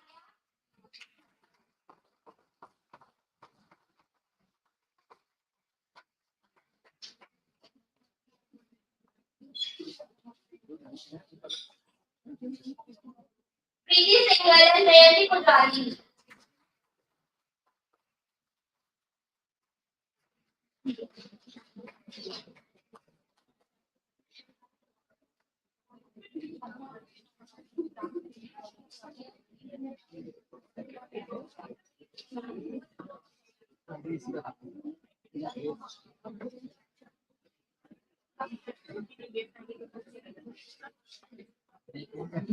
Shreya Thakur and Dr. Ram Chandra Saxena, sir. Divya Tiwari, Dr. Anusya K. Yadav ma'am.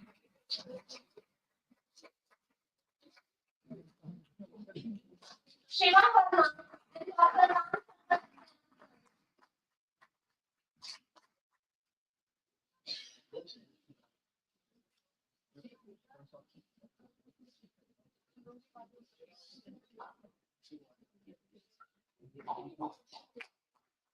Vikrant Sahela and Dr. Ram.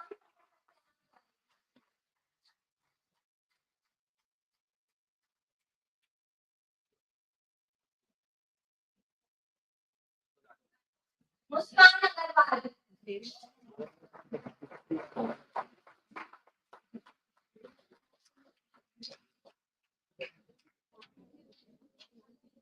Now proceeding towards technical section 2, Ritika Kaushik and Seema Salim.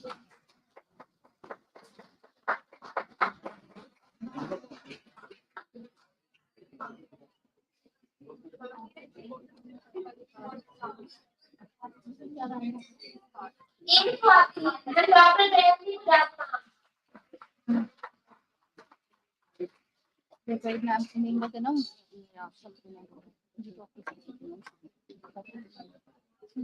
Anshul Pandey and Saurabh Kumar Mishra.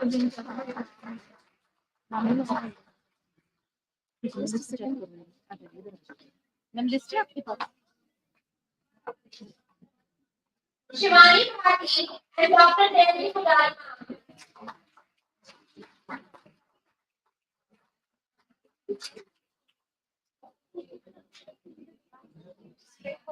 Dr. Anshula Dua.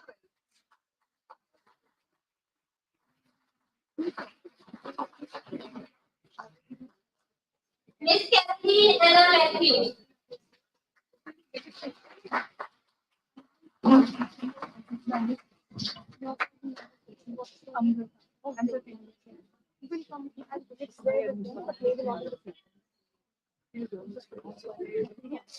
Mrinali Behra and Nikita Boro.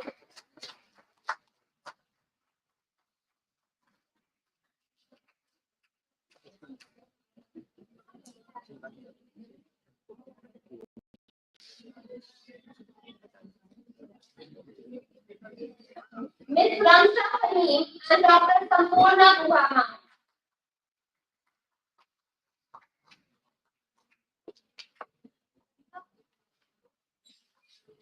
Miss Isha Sharma and Dr. Ram Sankar Satyanath.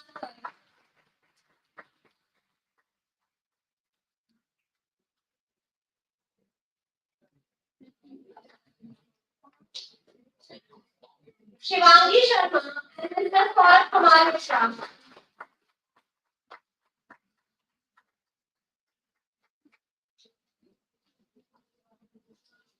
Jatin Kumar Singh and Dr. Anusura K. Yadav.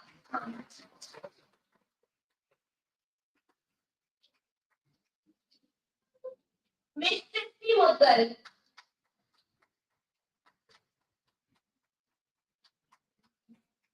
Now moving forward to technical session 3, Dr. Bharti Sharma and Sumit.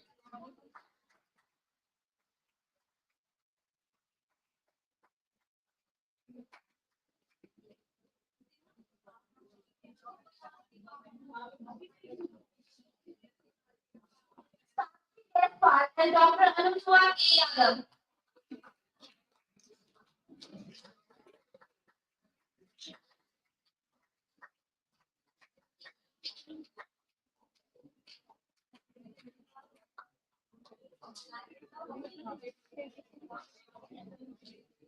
Shweta and Miss Tina Salim.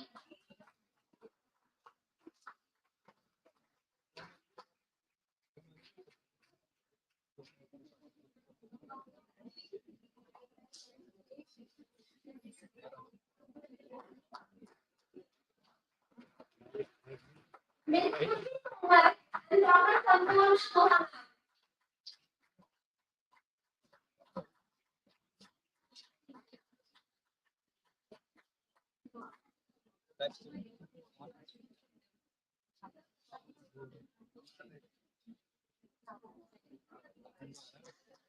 Miss Priya Pal and Dr. Sampurna Shohana.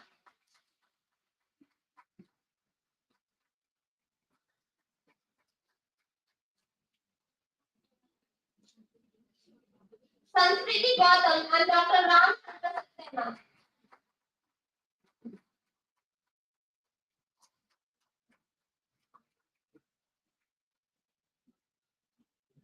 Dr. Sunita Sahay.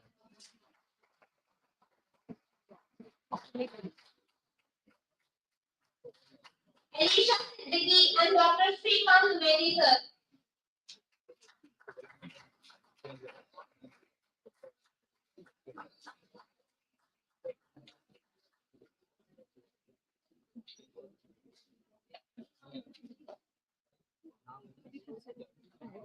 Charu Sharma and Saurabh Kumar Mishra.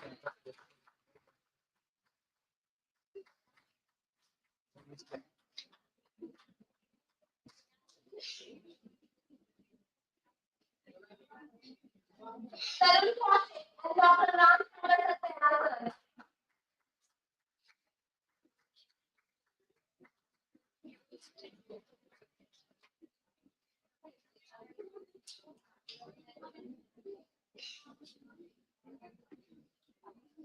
Sabiha Nath and Dr. Srikanth Meri sir.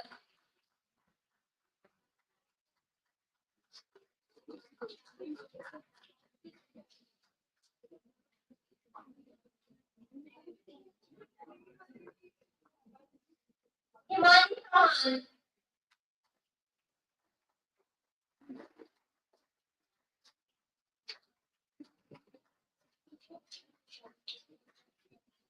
Bansi Mittal.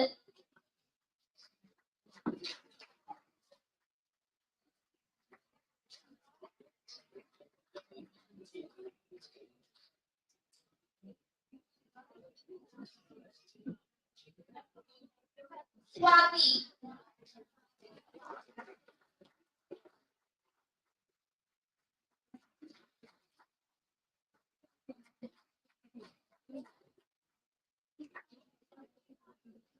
Radhika Mehta.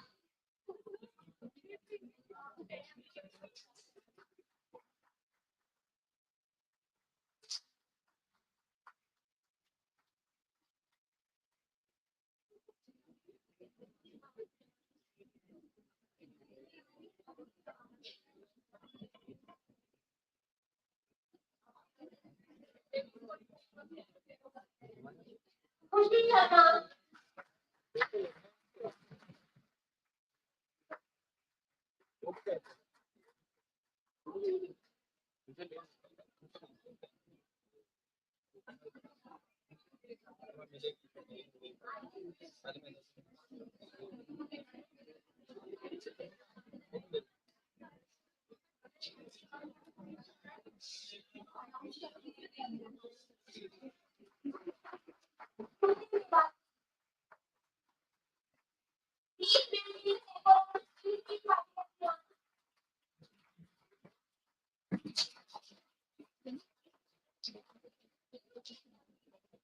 Roshni Singh.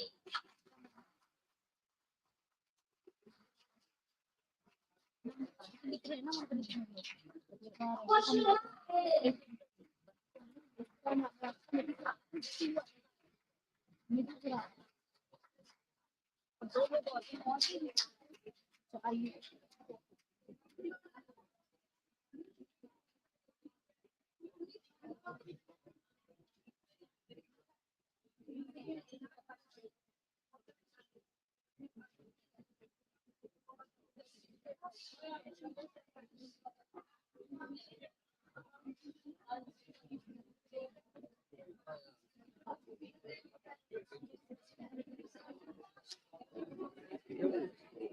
Vipul Jain sir.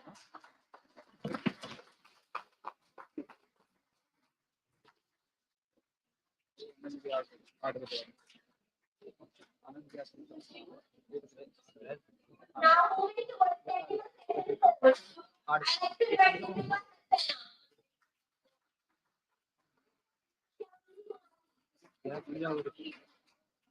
Raina Banerjee, Samira Rai, and Monica Mandal.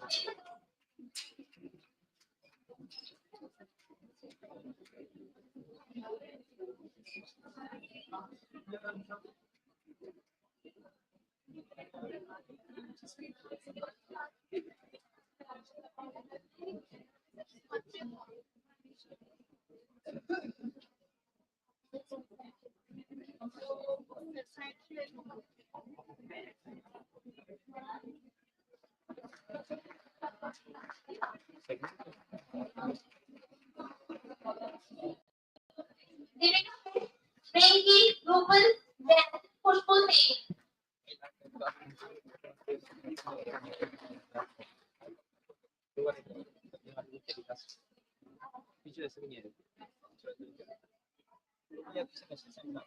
After them, Ashish Chandran, Vikas Yadav, Gaurav, and Shivangi Singh. Please be ready.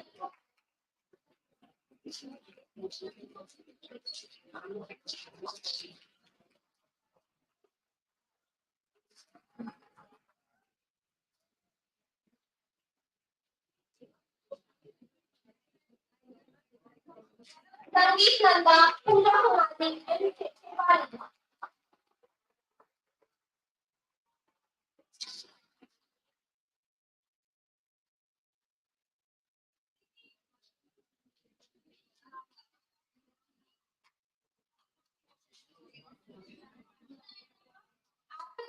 Veena Kumari, Mohit Kumar, and Neelam.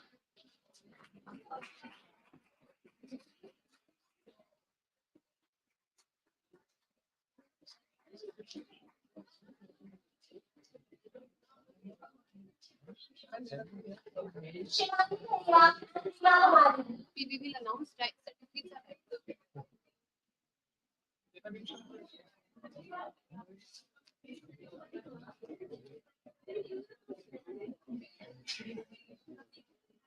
Shivangi Bhaiya and Nikita Rani.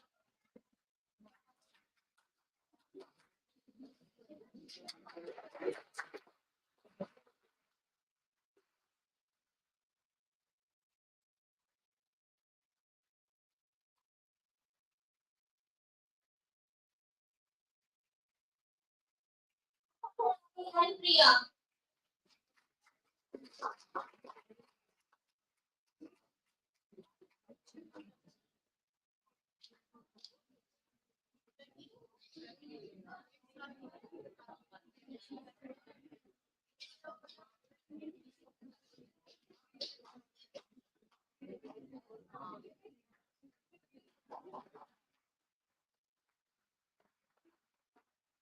Now we will move to the section 5. Nirali Kala.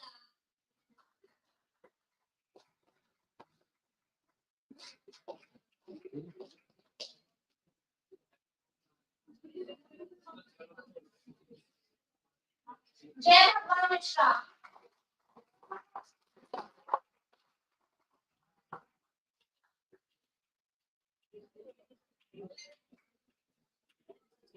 Pooja, Aditi Karan, Kiran Kumari, Viksit Bharat.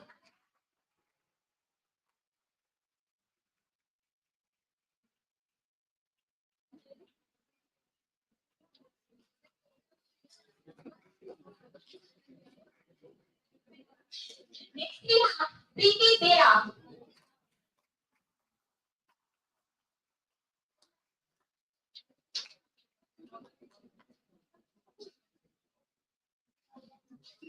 Jyoti, Nikita Rani,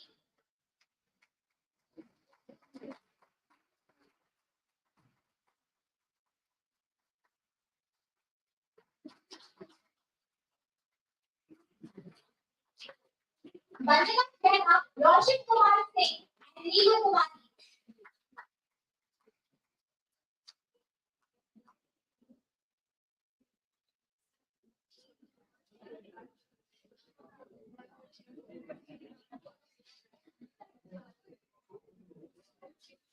Kusum, Sonika Naik, Suparti.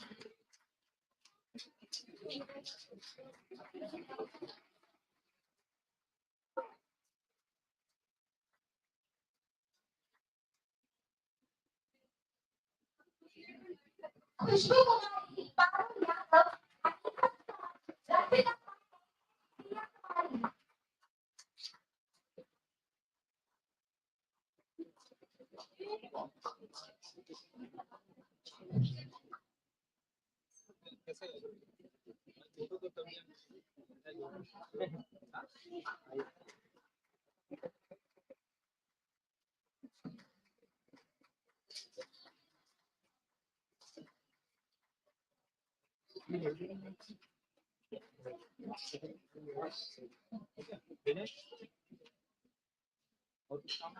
Nikita, Pooja, Isha Rawat,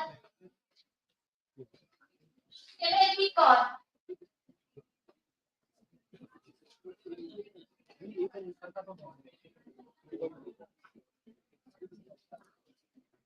Neha Mehta, Shreya Jha, Shalini Chaudhary, Mehak Yadav, Shalini Priya.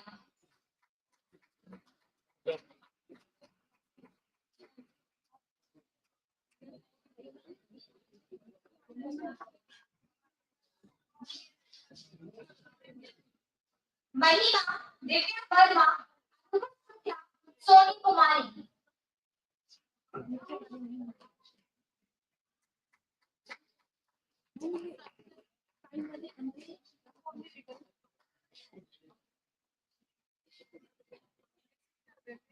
Tatu Yadav and Anka Kumari.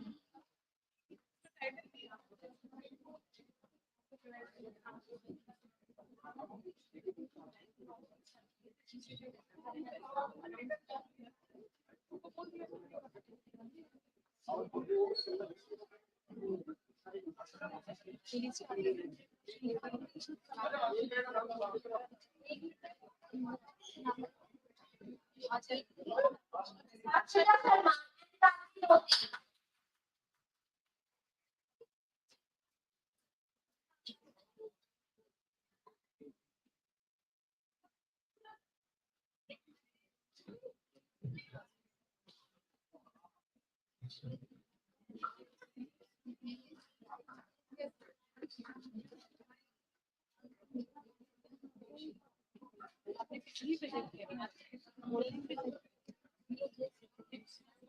You are the participants. Participants, have you registration किया है?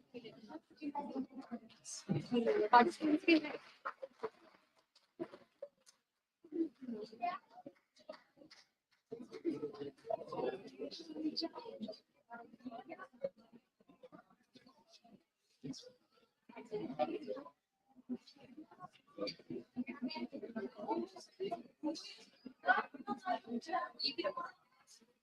और certificate नहीं ma'am छोटा limit नहीं photo है क्या नाम है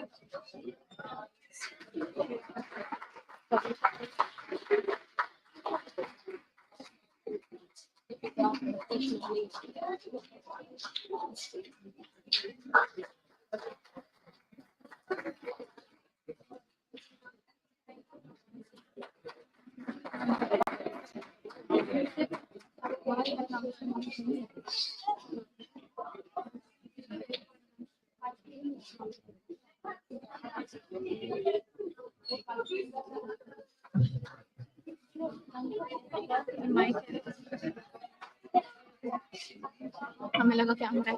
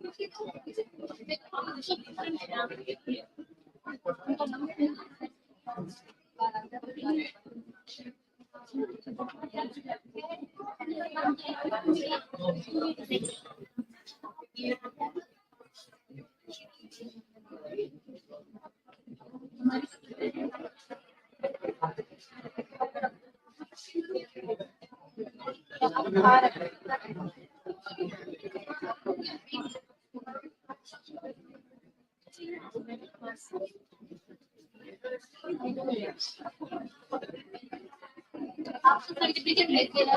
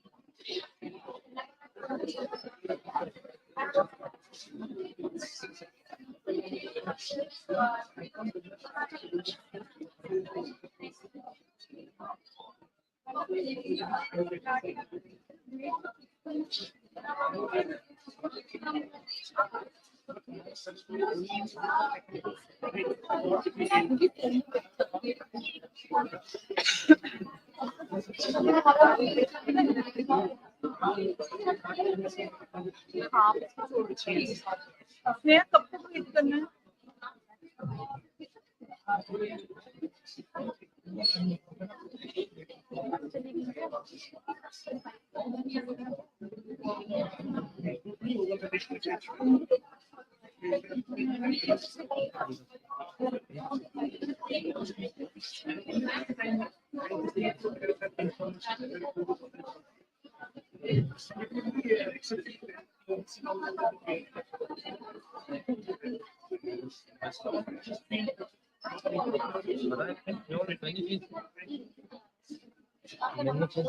everyone please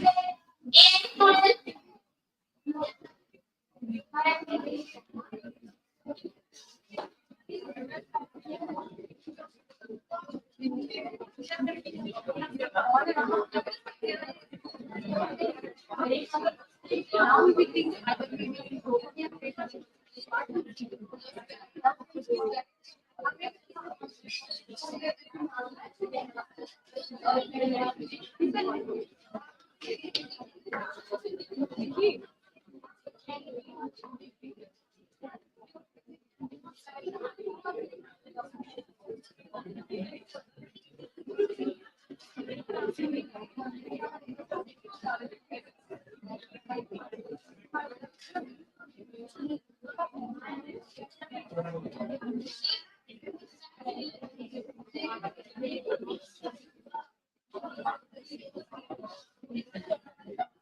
Now, after this, I am directed by Dr. Jyoti Tiwari ma'am to come forward to give us a certificate.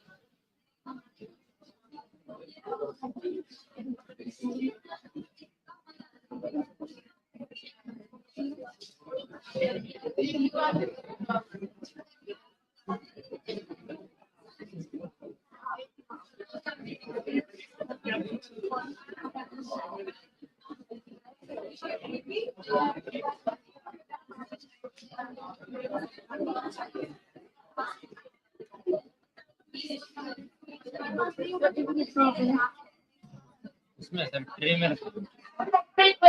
Jyoti Tiwari ma'am, Dr. Yogesh Kumar sir, and Dr. Aditya Khan ma'am to come forward.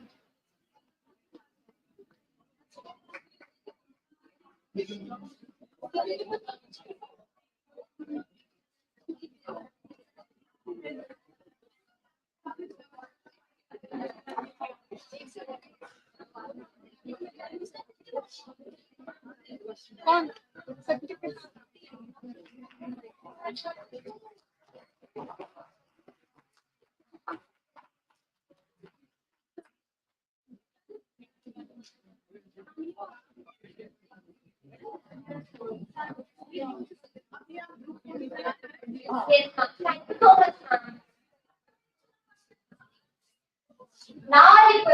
Guest speaker presenters for a group photograph with the guest.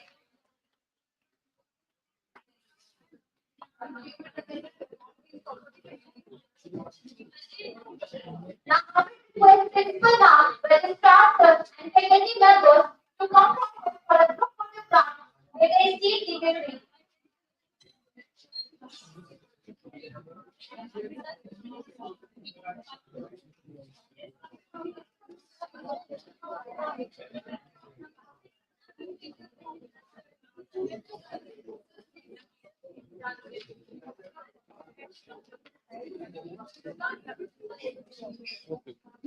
Thank you.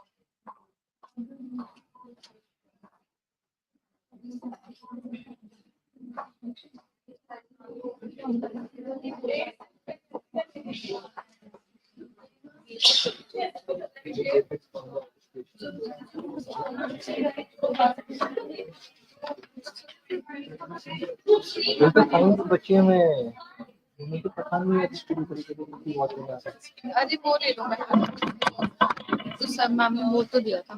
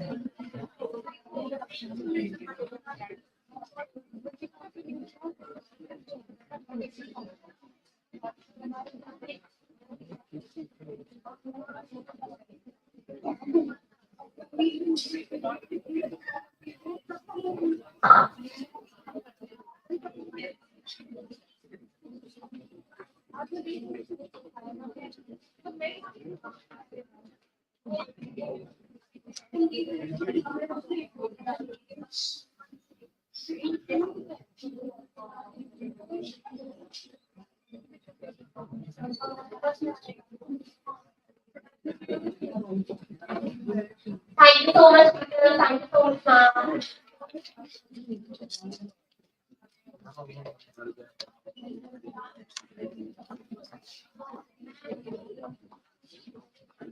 वो announcement कर दो certificate जो मैंने please certificate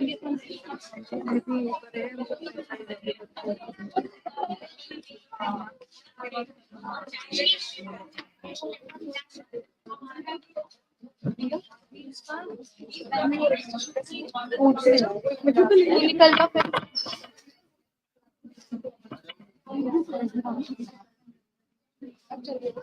sign के लिए भी रखा हुआ है चलो वहीं चलते हैं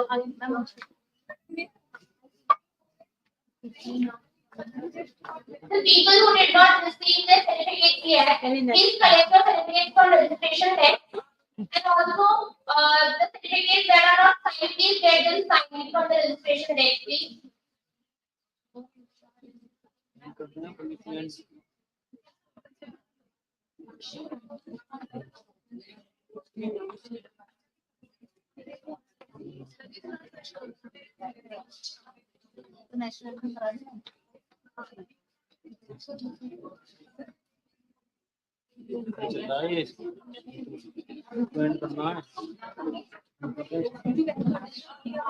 process.